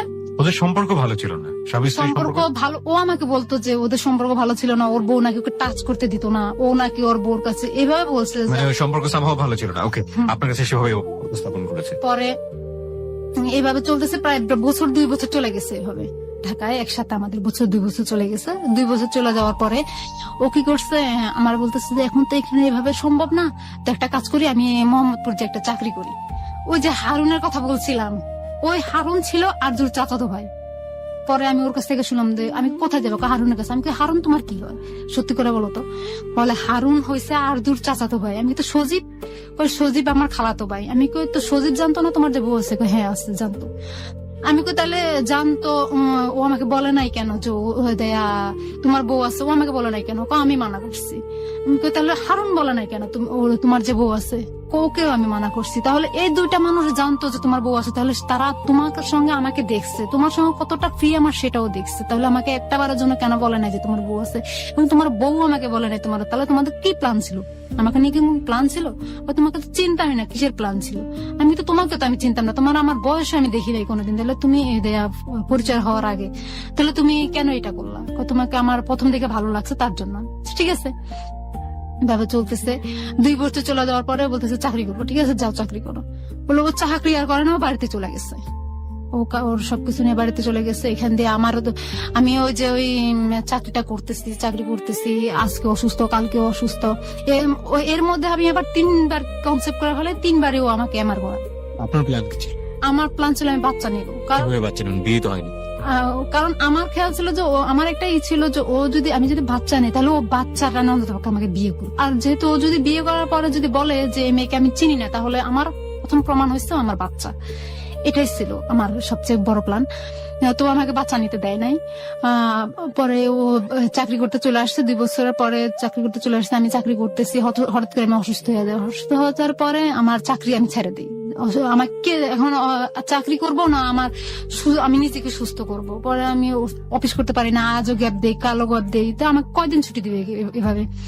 চাকরি ছেড়ে দেই। পরে বাসা ভাড়া জমে গেছে, 4 মাসের ভাড়া জমে গেছে, বাকি দোকানে প্রায় 9,000 টাকার মতো হয়েছে বাকি করতে করতে। এই সময়টা তো ও থাকে না আপনার সঙ্গে? না, ও থাকে না। তো সবাই বলতেছে কি যে তোর স্বামী তোরে ফালাইয়া চলে গেছে। সবাই বলতো এটা, চারপাশের লোকজন জানতো আপনার হাজবেন্ড? হ্যাঁ, হাজবেন্ড তোকে ফালাইয়া চলে গেছে, 2 দিন থাকছে, থাইকা চলে গেছে। তার মানে ও আসছে মধু খাওয়ার জন্য, এইভাবে বলছে মধু খাওয়ার জন্য আসছে, তারপরে চলে গেছে। এখন আমি এটা মাইনে নিতে পারতেছি না যে ও মানুষ আমাকে, চারপাশের মানুষ আমাকে কি বলছে। প্লাস এখানে একটা কথা আপনার, তারপর পরে সবাই মানে বলতেছে, এগুলো বলতেছে, আমি আর সহ্য করতে পারতেছি না। পরে ওরা ফোন করে বলে যে কি যে এই বলে, তাই এই বলে আমি কি করব? ও বলতেছে কি আমি কি করবো? আমাকে তো তাহলে তুমি কি আমাকে ফালায় চলেই গেলা সত্যি সত্যি? বলে যে না, তুমি দেখো তোমার মনে শক্তি রাখো। আমি কিভাবে আমি শক্তি রাখবো? আমার চারপাশের মানুষ নিয়ে আমার বাঁচতে হবে। তাহলে আমি চারপাশের মানুষে আজকে একজন বলবে, কালকে 10 জন বলবে, আমি কিভাবে শুনে এগুলো বেঁচে থাকবো? এগুলো তো আমার পক্ষে বাসা সম্ভব না এভাবে। পরে বলে যে আচ্ছা দেখো, আমি আসবো তোমার কাছে আসবো। আচ্ছা ঠিক আছে, আসো। পরে ও বাড়িতে চলে গেছে। আমি জানতাম যে ও মোহাম্মদপুর আছে, আসলে ওই বাড়িতে। পরে আমি ওর আশেপাশের মানুষের কথা শুনি, কি ব্যাপার মোহাম্মদপুরে নোয়াখালীর মানুষ কোথেকে আসবে? তারপর আমি বলতাম যে তুমি বাড়িতে, তুমি আমার সাথে মিথ্যা কথা বলতেছো। ওগুলা বললো আমার সাথে মোবাইলে অনেক অনেক খারাপ খারাপ, যেগুলা বলার বাইরে এত গালাগালি করতো আমারে। পরে ও কি করতো, একটা নাম্বার থেকে আমার নাম্বারে ফোন দিত, একটা নাম্বারে আমার থেকে একটা রং নাম্বার দিয়ে আমার মোবাইলে ফোন দিয়ে আবার ওর মোবাইল দিয়ে ফোন দিত। তো আমার মোবাইলটা ওয়েটিং, আমি ওই রং নাম্বারের ফোনটা যদি রিসিভ করতাম তাহলে ও ফোন দিলে তো ওয়েটিং পাইতো। ওয়েটিং পাইলে তো আমি ওর ফোনটা কেটে দিতাম, রং নাম্বারের ফোনটা কেটে দিতাম। পরে আবার ওর কাছে ফোন দিল, বলতে কি তুই কার সাথে ওয়েটিং গেছিলি? আমি ওই কি বলো, আমি একটা রং নাম্বার, ও এত লোকের সাথে করে ফেলছিস, সেটার কোনো সমস্যা নাই, কিন্তু আপনি করলেই সমস্যা। হ্যাঁ, আমি তো জানতাম না এটা যে আমার তো নাম্বার ছিল না, তো রং নাম্বার একটা ফোন আসছে, আমি সেটাই জানতাম। এটা যে ও করতেছে সেটা তো আর আমি জানতাম না। আমি একটা রং নাম্বারে ফোন আসছে, দেখো নাম্বারটা কত লাস্ট, আমি লাস্টে 3-4 একটা নাম্বার থেকে ফোন আসছে। ও 3-4 নাম্বার থেকে তো আমার কাছেও একটা ফোন আসছিল। আমি কি বলে, কয় গালাগালি করছে। আমি আমারও তো গালাগালি করছে। কয় তাহলে ওর সাথে তোর কি সম্পর্ক? তুই নিশ্চয়ই গুন্ডা টুন্ডা ধরেছিস আমাদের। কি পাগলের মতো কথা বলবো? তোমার সাথে, তোমার জন্য আমি কিসের জন্য গুণা ধরবো? আর আমি যাকে ধরাবো সে তোমাকে আমাকে গালাগালি করবে কেন? তোমাকে না করবো তাহলে গালাগালি? তোকে তো গালাগালি করে নিলে, মিথ্যা কথা বলস। তারপর ও কি করে, বিভিন্ন নাম্বার থেকে আমার কাছে ফোন আসলে, যখন বিভিন্ন নাম্বার থেকে আমার কাছে ফোন আসে, ঠিক তখন ওই মুহূর্তে ও ফোন দেয় আমারে। তো ওয়েটিং পেলেও আমার গালাগালি করে, তুই নিশ্চয়ই ছেলেদের সাথে সম্পর্ক করতেছিস, তুই কোন কোন ছেলেদের সাথে সম্পর্ক করতেছিস, তোর তো এই অভ্যাসটা আছে। আমি কি, তুমি দেখছো আমার কোন ছেলের সাথে আমি সম্পর্ক করছি? তুমি যখন আমার সাথে ছিল তখন দেখছো আমি কোন ছেলের সাথে হাইসা কথা বলতে? এমনি তো কথা বলা দূরের কথা, আমি হাইসাও তো কারোর সাথে কথা বলি না। তুমি কিভাবে বলো এগুলা? তোকে আমি বিশ্বাস করি না। তোরা গার্মেন্টস এর মেয়েরা এমনই, গার্মেন্টসই, তুই যে গার্মেন্টস এর মেয়ে সেটা প্রমাণ করে দিবি আমার, এভাবে বললাম। কিন্তু গার্মেন্টস এর মেয়েরা কিন্তু খারাপ না, যারা খারাপ করে তারা বাইরে যেয়ে করে। গার্মেন্টসে আর খারাপ যদি করার ইচ্ছা থাকে বাইরে যাই করতে পারে, গার্মেন্টসে করার দরকার হয় না। আর গার্মেন্টসে খারাপই করতে পারেন, তাই না? তুই আমাকে শিখাইস না। আমি কই তোমাকে কি শিখাবো, তুমি তো সবকিছুই জানো। পরে ও এরকম করতেছে। পরে কি বললাম, আমি বাসা ছেড়ে দিলাম। বাসা ভাড়া দেওয়া হয় নাই, কিন্তু 8,000 টাকা বাসা ভাড়া, ওখানে 9,000 টাকা বাকি ভাড়া। আমি কি করলাম, বাসায় মাল জিনিস সব রাইখা, ওর ব্যাগে যে কাপড় চোপড় ছিল, ওর কাপড়, এক ব্যাগ কাপড় চোপড় আমার ঘরে ছিল, আর কিছু কাপড় চোপড় নিয়ে চলে গেছে। ওর ব্যাগের কাপড় চোপড়, আমার ব্যাগে যা যা দরকারি লাগে আমি ওগুলা নিয়ে রাতে ফজরের আজান দিছে তখন ওখান থেকে বের হয়ে গেছি। বাড়িওয়ালার সবাই কেউ জানে না, আমি ঘরে তালা মেরে চাবিটা ওখানে পাশে ঝুলে থুয়ে আমি চলে গেছি। আমার ঘরে অনেক মাল জিনিস ছিল, ওগুলো সব থুয়ে আমি চলে আসছি। আমার ধানমন্ডিতে চলে আসছি, আমার মামার বাসায়, ছোট মামার বাসায়, ওখানে মামি আছে, মামা আছে, ওখানে চলে আসছি। ওদের ঘর ভাড়াটা কিছুদিন আমার ফোন অফ করে ফেলছি আমি। নতুন একটা সিম ছিল, ওইটা লাগাই, ওই নাম্বারটাও আরিফ জানতো, ওই যেটা সবাই জানতো ওইটা বন্ধ করে ফেলাইছি। ফেলাই আমি চলে আসছি, ওদের ভাড়াটা কিছুই দেয় নাই। কয় মাসের ভাড়া বাকি ছিল? 4 মাসের ভাড়া বাকি ছিল। ওকে, 4 মাসের। তো পরে ওখানে আবার 9,000 টাকা ঘর ভাড়া ছিল, এগুলা সব মিলে ফালাই তুই আমি চলে আইসি। চলে আসার পরে তো ওই যখন এখান দিয়ে আবার একটু রেখে গেছি, তা ও যখন আমি এরকম দেনার ভিতরে পড়ে গেছি, তখন ও আমাকে ফোন করে বলতেছে কি কিডনির ব্যাপারে একটা কথা বলো। কি বলবো? দেখো কিডনি কিনবে নাকি? কার কিডনি বিক্রি করবা তুমি? যে কার কিডনি, দেখো আমারটা বিক্রি করবো। আমি তোমার পজিটিভ কি পজিটিভ? B positive. আমি কি, দেখো তুমি পুরুষ মানুষ, তুমি কিডনি বিক্রি করো না, তোমার কাজ করে খাইতে হবে। আজকে যদি তুমি কিডনি বিক্রি করার কথা কেন বলতো?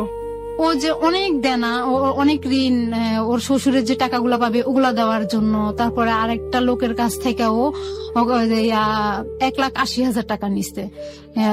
বাবলু নামের একটা লোকের কাছ থেকে 1,80,000 টাকা নিচ্ছে, ওই যে বলতো যে ও বিদেশ পাঠাবে। ও ইয়াতে চাকরি করে, কি বিদেশ পাঠায় যে জায়গাটা, ওটার নাম তো আমি জানি না। ওকে, ওখানে নাকি ভিসার ব্যবসা করে, যে দালাল যাকে বলে, বিদেশের দালাল যাকে বলে, ও নাকি ওইটার কাজ করে। আসলে মিথ্যা কথা, ওটা পুরাটাই আমার সামনে কথাগুলো বলতো যে বাবলু ভাই আমি আপনাকে ওই বাবলু কিন্তু প্রচুর টাকা ঋণ এবং ওটা ও কিডনি বিক্রি করে পরিশোধ করতে চায়। হ্যাঁ, আচ্ছা, পরে দেয়া হুম। পরে বাবলুকে বলতে, বাবলুর কাছ থেকে 1,80,000 টাকা নিচ্ছে এইভাবে করে। তো ওই বাবলুর টাকা দেওয়ার জন্য, ওর শ্বশুরের টাকা দেওয়ার জন্য, হ্যাঁ এটা আমরা বুঝতে পারছি, এটা ক্লিয়ার হয়েছে। হ্যাঁ, হ্যাঁ। তো আপনাকে বলতো কিডনি বিক্রি, তারপর হ্যাঁ, তারপরে কিডনি বিক্রি করো। তো এখন আমি বলি যে, তুমি কিডনি বিক্রি করো না, একটা কাজ করো, তুমি তো পুরুষ মানুষ, তোমাকে কাজ করে খাইতে হবে। তুমি কিডনি বিক্রি করলে জীবনে কোনোদিন ভারী কোনো কাজ করতে পারবে না, আর কয়দিন পর তুমি অচল হয়ে যাবে। তোমার যদি বাচ্চা কাচ্চা হয় তাহলে তুমি ওদেরকে কিভাবে চালাবো, ওদের তো একটা ভবিষ্যৎ আছে। তাহলে এটা কাজ করি, আমি আমারটা করি। ও আমাকে শুধু এই কথাটাই বললো যে না তুমি কইরো না, এটা তুমি করলে কেমন দেখাবে, এটাই এভাবে কখনো আপনার সঙ্গে থাকতো না। ও আমার সাথে মোবাইলে বললো এগুলা। কতদিন যাবত ওর সঙ্গে সম্পর্ক নেই? ওর সাথে আমার সাথে শারীরিক সম্পর্কটা না, শারীরিক সম্পর্ক নয়, বলছি সম্পর্ক বলতে যেটা, যে আপনার সঙ্গে ওর কতদিন যাবত মানে দেখা নেই, দেখা সাক্ষাৎ নেই? প্রায় মাস দেড়েক মতো ছিল না তখন। মাস দেড়েকের মতো ওর সংসারে গিয়ে, মানে আরজুর কাছে গিয়ে হ্যাঁ। সংসার করছে। হ্যাঁ, হ্যাঁ। এবং যার ওসিলায় আপনি বাসা নিলেন, সে বাসা ভাড়া না দিতে পেরে আপনি রাতের অন্ধকারে আপনি পালিয়ে গেলেন বাসা হ্যাঁ, থেকে। হ্যাঁ, হ্যাঁ। সেই লোক আপনাকে কিডনি বিক্রির কথা বলছে, আপনি তার ধার দেনা পরিশোধ করার জন্য আপনি নিজে কিডনি বিক্রি করার কথা বলছেন। হ্যাঁ, কেন বলছেন? কারণ ও আমাকে কান্নাকাটি করতেছে অনেক আমার কাছে, যে দেখো তুমি যদি ধার দেনাগুলো দেওয়া হয়ে যায়, আমি এগুলো সব কিছু ফলাই দিয়ে তুমি আর আমি কোথাও এক জায়গায় চলে যাবো, যাই চাকরি বাকরি করে, তুমি তো যখন গার্মেন্টসে চাকরি জানো, তাহলে চাকরি বাকরি করে খাবো। ও আমাকে যে মোবাইলে এত কথা বললো, এত গালাগালি দিল, সেটাও আমি আর মনে রাখতেছি না। আমি বলতেছি সে করতেই পারে, ভুল স্বাভাবিক। লাভ রানস ব্লাইন্ড, ভালোবাসা অন্ধ, কিন্তু সেই অন্ধত্ব কত ভয়ঙ্কর হতে পারে সেটা আরেকটু সামনে। আমরা ছোট্ট একটা বিরতি নিব আরো একবার। আপনারা সবাই শুনছেন close up presence hello 8920 ABC radio FM 89.2 এ। আমি আরজে কিবরিয়া রয়েছে আপনার সঙ্গে, এবং পারভিন আছে এই মুহূর্তে স্টুডিওতে। তাকে দেখার জন্য আপনারা চলে আসতে পারেন আমাদের ফেসবুক পেজ। তারপর বললো যে ঠিক আছে তুমি করো এটা। কত সালের কত কথা এটা মনে আছে? না আমার মনে নাই, প্রায় মনে হয় 2013-তে হবে। 2013 সালের দিকের কথা। হ্যাঁ। আচ্ছা, তারপরে ও বলতেছে যে এগুলো তুমি করবা, কিভাবে করবা, এটা তুমি কোথায় যাবা, কার কাছে যাবা, কিভাবে করবা। তার মানে এটা স্বাভাবিক। ও এতটা সিরিয়াস দিয়ে বলতেছে না আমাকে, আমি তো বুঝতে পারতেছি ও এতটা সিরিয়াস দিয়ে বলতে পারতেছে না আমাকে। তবুও আমি করতেছি যে ঠিক আছে, ওর দেওয়ার জন্য আমি করবো, যেহেতু ও আমাকে নিয়ে বলতেছে সংসার করবে, পুরো বাকিটা জীবনও আমাকে নিয়ে কাটাবে। তো আমি সেই অনুযায়ী একটা ডাক্তার, চৌরাস্তা একটা ডাক্তারের কাছে গেলাম। তো চৌরাস্তা ডাক্তারের কাছে গেলেন মানেটা কি? মানে আপনি তার পরের দিনই যোগাযোগ করা শুরু করে দিয়েছেন কিডনি বিক্রি করার জন্য? হ্যাঁ, হ্যাঁ, হ্যাঁ। আপনি জানতেন কিডনি কি জিনিস? না, আমি জানতাম যে কিডনি শরীরের একটা অংশ, এবং এটা অনেক ক্রিটিক্যাল একটা জিনিস, যেটা পরে আমি ওই ডাক্তারের কাছে গেলেন? হ্যাঁ আপনি ডাক্তারের খোঁজ- কাছে, হ্যাঁ ডাক্তারের কাছে গেলাম। তো ডক্টর কি করলো, যে আমাকে বললো যে তোমার ব্লাড গ্রুপ চেক করা লাগবে। আপনি কোন ডাক্তারের কাছে গিয়েছিলেন? ডাক্তারের নামটা মনে করতে পারবেন? ইভেন ডাক্তারের নাম মনে না করলেও চলবে। মানে আপনি যখন ডাক্তারের কাছে গিয়ে বললেন যে আপনি কিডনি বিক্রি করতে চান, আমি সরাসরি কিডনি বিক্রি করবো এই কথা বলি নাই। তাহলে আপনি কি বলেছেন? আমি বলছি যে আমি একটু ব্লাড টেস্ট করবো, এই কথাটা বলছি। ফার্স্ট আপনি ব্লাড টেস্ট করতে হ্যাঁ। গেছেন। আচ্ছা, তারপর? আমি বলছি যে ব্লাড টেস্ট করবো। ঠিক আছে, ব্লাড টেস্ট করবো, একটু বসো।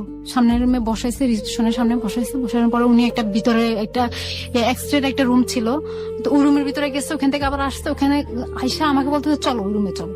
হ্যাঁ ঠিক আছে বল। ওই রুমে নিয়ে গেল, আমাকে নিয়ে বললো যে কি বলো এখন বলো। তো উনি আমার দিকে তাকাইতেছে বারবার, এমন ভাবে তাকাইতেছে আমি বুঝতে পারতেছি উনি খারাপ নজরে তাকাইতেছে আমার দিকে। পরে আমি বলতেছি আমি একটা কথা বলবো আপনার সাথে। কি কথা? আমি দেখেন আমার তো একটু সমস্যা। আমি মিথ্যা কথা বললাম যে আমার বাবার তো ক্যান্সার হয়েছে, তো আমার চিকিৎসার জন্য টাকা লাগবে, অনেক টাকা লাগবে, তো আমি একটা কিডনি বিক্রি করবো। এই কথাটা তুমি এখানে বলছো, আর কোথাও বলো না, পুলিশ পেলে তোমার ধরে নিয়ে যাবে।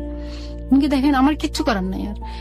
বলে যে তাহলে তুমি এটা ছাড়া আর কোনো কাজ, আমি কোনো আর কোনো কাজ আমার দ্বারা সম্ভব না, আমি এটাই করবো।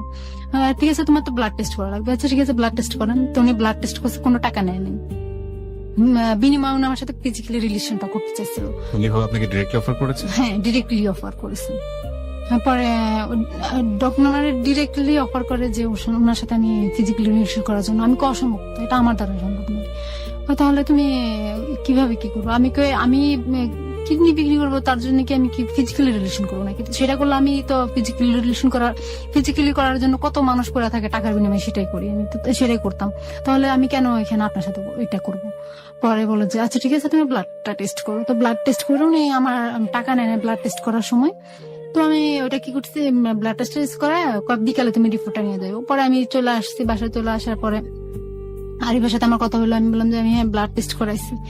তো ঠিক আছে, ভালো করছে, ব্লাড টেস্ট করা হয়েছে, এখন তাহলে কি করবা? আমি দেখি কি করবো। তো আমার হাতে টাকা ছিল না। আমি বললাম আমার হাতে তো টাকা নাই, তাহলে এখন আমি কি করবো?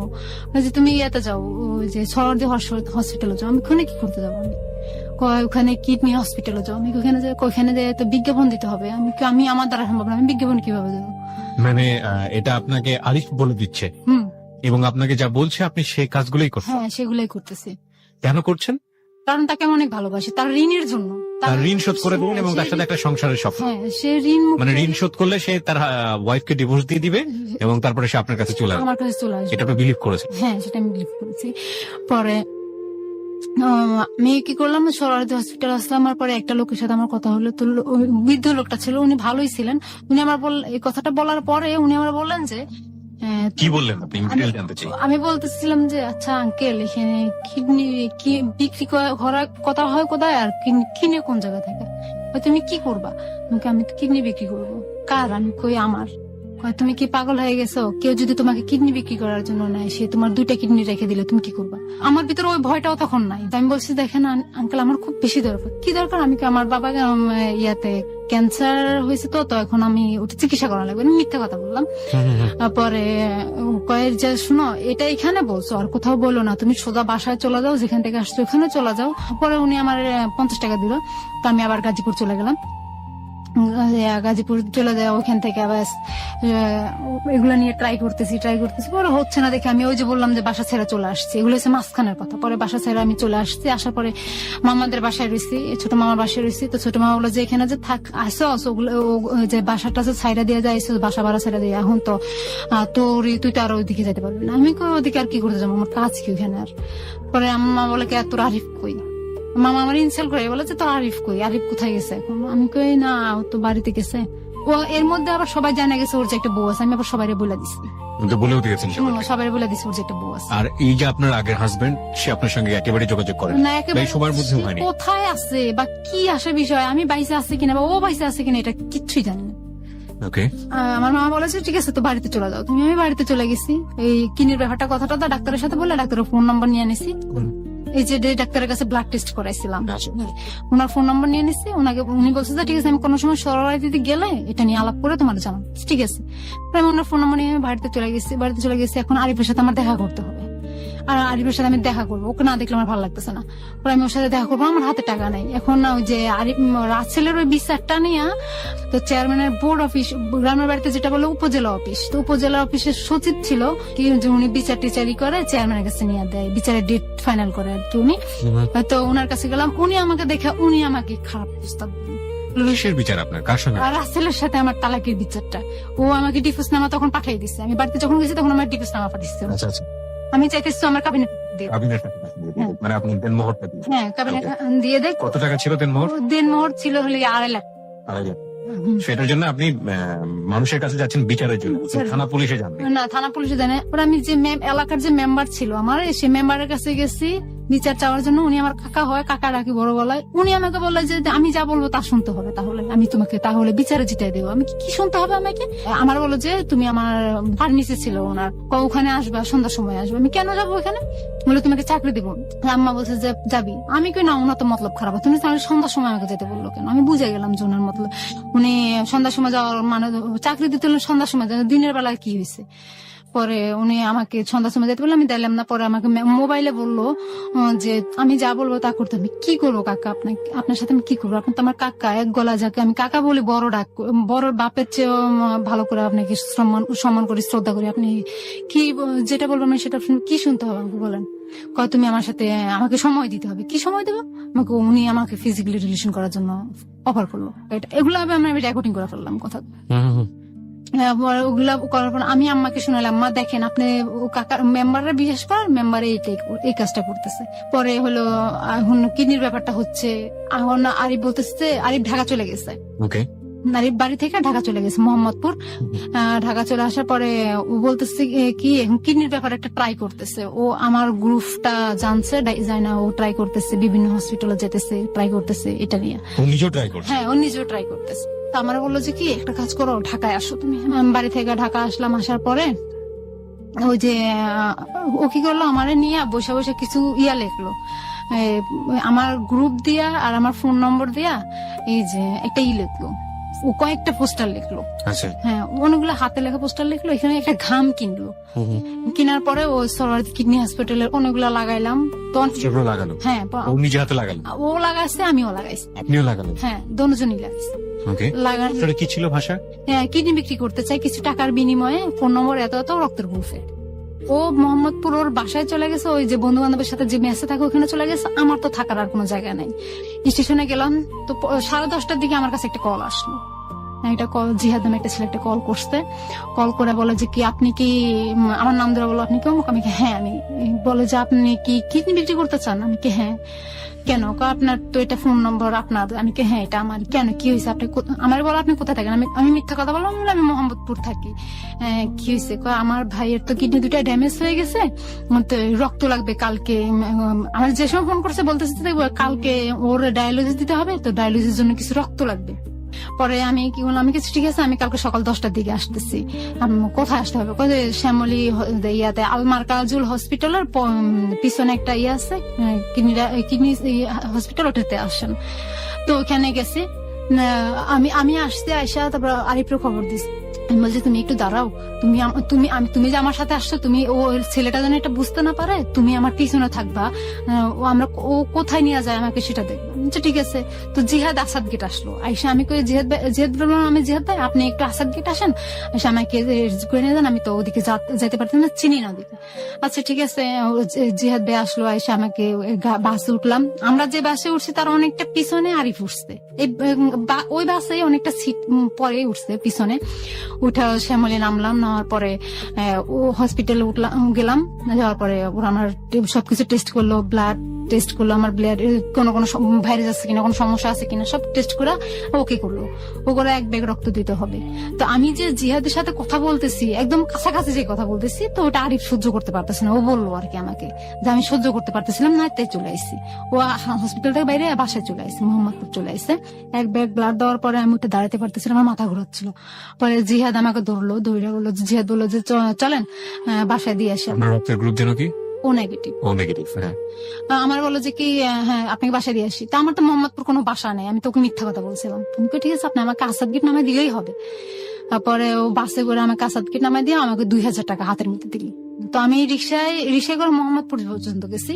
যার পরে আমি আরিফকে ডাকলাম যে দেখো 2000 টাকা দিয়েছে। তো আরিফ বললো ঠিক আছে চলো আমরা হোস্টেলে যাই। তো হোস্টেলে একটা রুম নিল, ফার্ম গেট একটা হোস্টেল আছে, ওখানে একটা রুম নিল। ও দেখলাম কি যখন ও রুমে গেছি আর তখন দেখলাম পরের দিন সকালবেলা ও একটা মেয়ের সাথে কথা বলতেছে। তো ওই মেয়েটা তো যেদিন রাইতে গেছি ওদিনই 12টার সময় ফোন দিছে, আর আমি হ্যালো করছি, আর মেয়েটা কেটে দিছে। ও ছিল তখন বাথরুমে।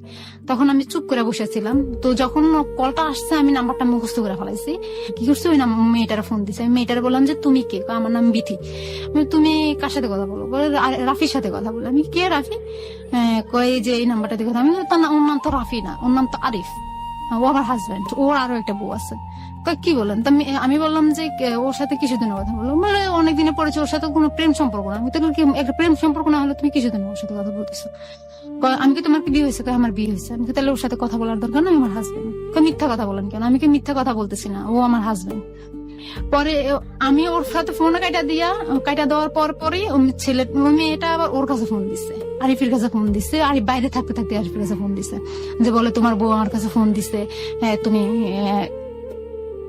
তুমি নাকি বিয়ে করছো। এগুলা ও আবার বাইরে থেকে নাস্তা নিয়ে আইসা ও আবার আমাকে এগুলো বলতেছে। ও আমার এগুলো বলতেছে, আমার বইলে অনেক আসছে ওদিনে। আমি ব্লাড, আমি ওকে পা ধরে বলতেছে তুমি আমাকে আর মারো না, আমি মরে যাবো, কারণ আমি কালকে ব্লাড দিছি, আমার শরীরের কিচ্ছু নেই, দেখো আমি উঠে দাঁড়াইতেও পারতেছি না, আমার খুব কষ্ট হচ্ছে, তুমি কেন আমাকে মারতেছো এরকম। আমি অনেক কান্নাকাটি করতেছি ওর পা ধরে, তুমি আমাকে আর মারো না, আমি মরে যাবো। তো আমি বলছি যে ঠিক আছে, আমি নোয়াখালী চলে যেতেছি আবার। তো আমি নোয়াখালী চলে আসছি আর ওই যে জিহাদ আমাকে ফোন দিছে, জিহাদের সাথে কন্টিনিউ আমার চলতেছে, ওইখান দিয়ে আরিফ আমাকে ফোন দিতেছে, দেখো ওদের কিডনির ব্যাপারটা কথা বলো না, ওরা কি বলতেছে বলো না। আমি আচ্ছা ঠিক আছে দেখতেছি। আমি ওখান দিয়ে জিহাদ আবার আমার পছন্দ করছে, ওটা আবার জিহাদ আমাকে ফোনের ভিতরে জানাইতেছে। ওই জিহাদের বাবা আবার ওদের এলাকার সিরাজগঞ্জে ওদের বাড়ি, তো উনি আবার ওই এলাকার চেয়ারম্যান, বর্তমান চেয়ারম্যান, উনি এখনো চেয়ারম্যান আছেন। তো ওই চেয়ারম্যান, তো উনি ঢাকায় আসতে, আসার পরে জিহাদ আবার ঢাকায় পড়াশোনা করে, তো ঢাকায় আসতে, ছেলের বাসায় আসতে ওই চেয়ারম্যান আসার পরে আমার খবর দিছে। আমি আবার আরিফে ফোন দিছি, আমি কই তুমি আমার টাকা দাও, 100 টাকা দাও, আমার ঢাকা যাইতে হবে। বলে যে কি তাহলে তোরে 100 টাকা দেবো, তুই তোর মারে আমার কাছে না দিয়া যা। তুমি বলতেছো কেন, গালাগালি কেন করতেছো? কয় তাহলে আমি তোর 100 টাকা কোথেকে নেব, কিসের বিনিময়? আমি কই দেখো কিডনির ব্যাপারটা দিতে হবে না, তুমি এমন করো না, তুমি না দেনা মুক্ত হইতে চাইতেছো, তাহলে তুমি এমন করতেছো কেন? কয় আমার কাছে টাকা নাই, অনেক কান্নাকাটি করছো, টাকা দেয় না। পর আমি আমার কাছ থেকে টাকা নিয়ে অনেক কাকুতি মিনতি করে আমি আমার কাছ থেকে টাকা নিয়েছি, নিয়ে আমি ইয়াতে ঢাকা আসছি। আইসা ওই চেয়ারম্যানের সাথে দেখা করছে, চেয়ারম্যান বলতেছে যে কি কিডনি আমরা নেবো, তো একটা কাজ করো, তো আমার বাড়িতে যাই কদিন থাকতে হবে তুমি। আচ্ছা ঠিক আছে। তো ওই অবস্থায় আমি কোনো কাপড় চোপড় আনি নাই, আমার গায়ে যেটা ছিল ওইটাই, আর আমি বোরকা পরে আসছিলাম। উনাদের এলাকায় নিয়ে গেছেন, ওখানে বলতেছে যে উনাদের ছেলের সাথে নাকি আমাকে বিয়ে দিবে, যেটা কিডনি দুটাই ড্যামেজ, ওটার সাথে আমাকে বিয়ে দেবে কিসের কি বিয়ে দেবে কি, আমি তো রাজি না। আমি কি বাবা এটা কি ধরনের কথা? আমি কয় না শুনে এটা মিথ্যা কাবিন হবে, কাবিন তো কোনোদিন মিথ্যা হয় না, দেখো এখানে কোনো মৌলবি দেওয়া হবে না। আমি কি মৌলবি না হলে একটা ছেলের আর একটা মেয়ের কাবিন হলে ওটা বিয়ে হয়ে যায়, আর আপনাকে ছেলেকে আমি বিয়ে করবো, আমার তো হাজবেন্ড আছে, সমস্যা নাই, তোমার গার্জিয়ান কে। তো আমি আরিফরে দেখাইলাম যে ও আমার চাচাতো ভাই হয়, হাজবেন্ড সেটা বলি নাই, ও আমার গার্জিয়ান, আমার ফ্যামিলির বেশিরভাগ সময় দেখাশোনা ওই করে। আচ্ছা ঠিক আছে, তো ওকে খবর দাও। তো আমি প্রায় ওদের ওখানে 6 দিন ছিলাম, 7 দিনের মাথায় আরিফকে খবর দিলাম। আরিফ বলে যে আমার কাছে টাকা নেই। তো আমি চেয়ারম্যানকে বললাম যে কি বাবা আমাকে কিছু টাকা দেন, আমার ভাইকে টাকা পাঠাইতে হবে। চেয়ারম্যানের উদ্দেশ্য হচ্ছে যে আপনাকে বিয়ে দেওয়ার পরে আপনার কাছ থেকে কিডনিটা তারপর আবার ডিভোর্স হয়ে যাবে। হ্যাঁ ডিভোর্স হয়ে যাবে। চেয়ারম্যান আমাকে 1000 টাকা দিল, তো আমি 200 টাকা হাতে রেখে 800 টাকা আরিফের জন্য পাঠিয়ে দিছি। তো আরিফ নোয়াখালী থেকে সিরাজগঞ্জ গেছে, এখানে 2 ঘন্টার ভিতরে কাবিন হলো, কাবিন রেজিস্ট্রি 2 ঘন্টার ভিতরে সবকিছু কমপ্লিট হয়ে গেছে। মানে আপনার সঙ্গে? হ্যাঁ আমার সাথে ও যে ছেলেটা কিডনি নষ্ট, ওর নাম হচ্ছে হিরণ। তো চেয়ারম্যান বলতেছে দেখো মা এটা নিয়ে এই করো না, তুমি যদি কিডনি নেওয়ার পরে বলো যে আমাদের বাড়িতে থাকতে চাও, সারা জীবনের জন্য তোমাকে আমরা রেখে দেবো, আর যদি বলো না থাকতে চাই না তাহলে থাইকো না, সমস্যা নাই। এটা তো আমি বললাম যে আচ্ছা বাবা এটা কিসের জন্য করা হয়েছে? দেখো এটা উকিলে এটা করা হয়েছে এই মাধ্যমে যেন পুলিশে কোনো ঝামেলা করতে না হয়, স্ত্রীর স্বামীকে কিডনি দিতেছে এটাই কোনো ঝামেলা। আর টাকার লেনদেনটা কারোর কাছে বলবা না, সেটা তোমার ভিতরে আর আমাদের ভিতরে। টাকার লেনদেনটা কতদিনের ছিল? 4 লাখ। এটা যখন আপনি ওদের সঙ্গে ডিটটা করছেন, বিয়েটাও করে ফেলুন, আপনার পক্ষ থেকে সাক্ষী কেউ ছিল? সাক্ষী ছিল আরিফ। আর এছাড়া পরিবারের অন্য কেউ জানতো না? আমার পরিবারের কেউ জানতো না। ওকে, আমরা স্টেপ বাই স্টেপ শুনি। তারপর পরে শুক্রবারে কাবিন হয়েছে, তো শনিবারে সকালবেলা আরিফ চলে আসছে, আমি আর আসি না আরিফের সাথে, আরিফ বাড়িতে চলে আসছে। আবার আমি রবিবারে আবার চেয়ারম্যান সহ ঢাকায় আসলাম। তো ঢাকা থেকে চেয়ারম্যান আমাকে গাড়ি তুলে দিল, আমি এবার নোয়াখালীতে চলে গেলাম। নোয়াখালীতে চলে যাওয়ার পরে আমি আমার মার এই কথাগুলো বলতেছি, মা এই ব্যাপার, আমি কিডনি বিক্রি করবো। আম্মা কাঁদতেছে, আম্মা হাউমাউ করে কাঁদতেছে। আম্মা বলতেছে তুই কি করলি, তুই খুব বড় কষ্টের মেয়ে, তোর জন্য আমার অনেক অত্যাচার সহ্য করতে হইতেছে, আর তুই এই কাজটা করতেছিস, তুই কেন এরকম করলি? গেছে বছরের আগের বছর রোজায় আমাকে ওরা বললো যে ঠিক আছে আমরা তো শ্যামলীতে বাসা নেব, এখানে কন্টিনিউ ডাক্তারের সাথে দেখা করতে হবে, তোমরা স্বামী স্ত্রী হিসেবে দেখা করতে হবে না, ডাক্তার বিশ্বাস করবে না। তো আমি আরিফরে বললাম যে দেখো এরা বলতেছে যে ওদের ওখানে যাই থাকতে, কয় আচ্ছা ঠিক আছে থাকো সমস্যা নাই। ও অনুমতি দিছে, আচ্ছা গেছি। আরিফ আমার ফোন দিতেছে আজকে আমার টাকা লাগবে, কালকে আমার টাকা লাগবে, এরকম প্রতিদিন ওর টাকা লাগবে। 50,000 টাকা অলরেডি আরিফের কাছে পাঠিয়ে দিচ্ছি, তার মধ্যে 50,000 টাকার মধ্যে খালি 9,000 টাকা আমি আমার মারে দিচ্ছি। একদিন আমি চেয়ারম্যানকে বললাম যে বাবা আমার 10,000 টাকা লাগবে। তো ঠিক আছে কি করবা? আমি কই দরকার একটা দেনাদার এসে বাসায় চিল্লাচিল্লি করতেছে, তো আপনি 10,000 টাকা দিলে আমি ওইটা কয় দেনাদারের সাথে আমার কথা বলে দিতে। আমি পড়লাম বিপদে, দেনাদার আরিফকে দেনাদার সাজাইলাম, 10,000 টাকা নিলাম, তা আরিফরে 500 টাকা পাঠালাম, তুমি টাকা আসো। ঠিক আছে আরিফ ঢাকা আসছে। ও কি করছে, ওই যে ওই মেয়েটার কাছে ফোন দিছিলাম না, ফোন দিচ্ছে ওই কথাটা ওদিন আবার তুলছে, ও হোটেলে রুম নিচ্ছে, ওদিন আবার তুলছে, কয় আমার 4.5 লাখ টাকা তোর কারণে মারি গেছে। আমি কিসের জন্য? ওই মেয়েটার কাছ থেকে আমি 4.5 লাখ টাকা নেওয়ার কথা ছিল। আমি কিভাবে? ওই মেয়েটার সাথে আমি একটা কিছু করতাম, করে ওটা ভিডিও করতাম, করে মেয়েটাকে ব্ল্যাকমেল করতাম। এই ধরনের কথা আপনাকে বলছে? হ্যাঁ। এটা আপনার কিডনি বিক্রির মানে অপারেশনের ডেট এখনো পরে নাই। তখন আমি তার শ্যামলীতে আগের বাসায় থাকি, শ্যামলীতে ওদের বাসায় থাকি। ও বাসা থেকে আমি বললাম যে আমি একটু গাজীপুরে যাবো, আমার মামা আছে। ওরা জানতো আমার গাজীপুরে মামা থাকে, আমি মামাদের বাসায় যাবো। ওরা জানতো না আমি যে হোস্টেলে আসবো। ও আমার কি করলো, মারলো, অনেক মারলো। ও দিন রাতে আবার মারলো। মারার পর আমাকে ওয়ালের ভিতরে একটা ধাক্কা দিল। ধাক্কা দেওয়ার পরে আমার ডান সাইডে এই কাছে মাথার উপর ফুলে গেছে। তো একদিন ডাক্তারের কাছে গেলাম, ওই যে যিনি অপারেশন করছে ওনার কাছে গেলাম, ওই হিরণ সহ জি কথা বলতে গেলাম। আর ডাক্তার বললো যে তোমার চোখের নিচে কি হয়েছে? আমি ওই ওয়ালের সাথে বাড়ি খেয়ে না, কোনো হিরণ মারছে তোমার? আমি কই না না না, ও মারবে কেন? ওর নিজের গায়েই তো বল না, ও নিজে তো উঠে দাঁড়াতে পারেন, তো আমাকে মারবে কিভাবে? আমি কয় না, তুমি তো এখানে মনে হয় যে কোনো একটা ঘুষির দাগ, এরকম মনে হয় না। ঘুষির দাগ না, আমি ওয়ালের সাথে বাড়ি খেয়ে পয়রা যায় কলের দুয়ারে ওয়ালের সাথে বাড়ি খেয়ে ব্যথা পাইছি। পরে ডাক্তার বলেছে ঠিক আছে তোমাকে 1 মাস পরে ডেট দেবো। 2014 অক্টোবর মাসের প্রথমে বলছে এটা। তো আমি আরিফরে বললাম কি দেখো আমার তো অপারেশন ডেট পড়ে গেছে, এখানে আবার বনসই লাগবে, বনসই লাগে যে অপারেশনের সময়। এখন আমি বললাম বনসইটা কে দিবে? গার্জেন হইতে হবে, হয়তো মা হইতে হবে, নাহলে ভাই হইতে হবে, বাপ না থাকলে। আমার মা ফোন দিছি, মা আসেন আপনি। আম্মা বলে যে না আমি যেতে পারবো না। আমি বললাম অনেক ইয়ে করে অনুরোধ করে বললাম আমার মারে। তা আমার মা আসলো। আসার পর আমি আরিফরেও ডাকলাম। আরিফরে বললাম তুমিও আসো। আরিফ বলতেছে না আমার বোনের বিয়ে। আপনার একটু ভয় লাগছিল না যে আপনি? আমার কোন রকম লাগতেছিল না। আমার মনে হয়েছে যে এটা করে আমার কাছে খুশি লাগতেছিল, খুব একটা খুশি লাগতেছিল যে আমি কিডনিটা বিক্রি করলে আমার টাকা আসবে আর এই টাকা ঋণ মুক্ত হবে। খুশি লাগতেছিল আমার কাছে। ও আমার আম্মা আসলো, পরে ও আসলো, পরে আম্মা একটা বনসই দিল, আম্মা কাঁদতেছে। আমার ভাইও আসলো, আমার ভাই কাঁদতেছে, আমার ভাই বড়, ও কাঁদতেছে। বললো যে আপু তুই এটা কি করতেছস?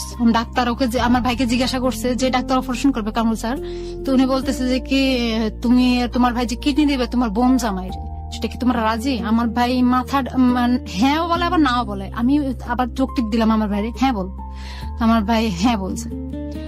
পরে আমার মারা জিজ্ঞাসা করলো, এখন আমার মা কিছু বলে না, চুপ করে থাকে। আমার মা বলে যে ওরই মর্জি, তার মানে ডাক্তার কিছু একটা আন্দাজ করতে পারতেছে, তো এটা রাজি না। পরে ডাক্তার বললো যে আপনার তো কোনো একটা সন্দেহ মনে হইতেছে আমার। তো আমি বললাম না দেখেন এখানে কোনো সন্দেহ নাই, ওখানে আমি ছিলাম ডাক্তারের সামনে, আমি উপস্থিত ছিলাম, হিরণ উপস্থিত ছিল, হিরণের বাপ উপস্থিত ছিল, আমার ভাই আর আমার মা উপস্থিত ছিল।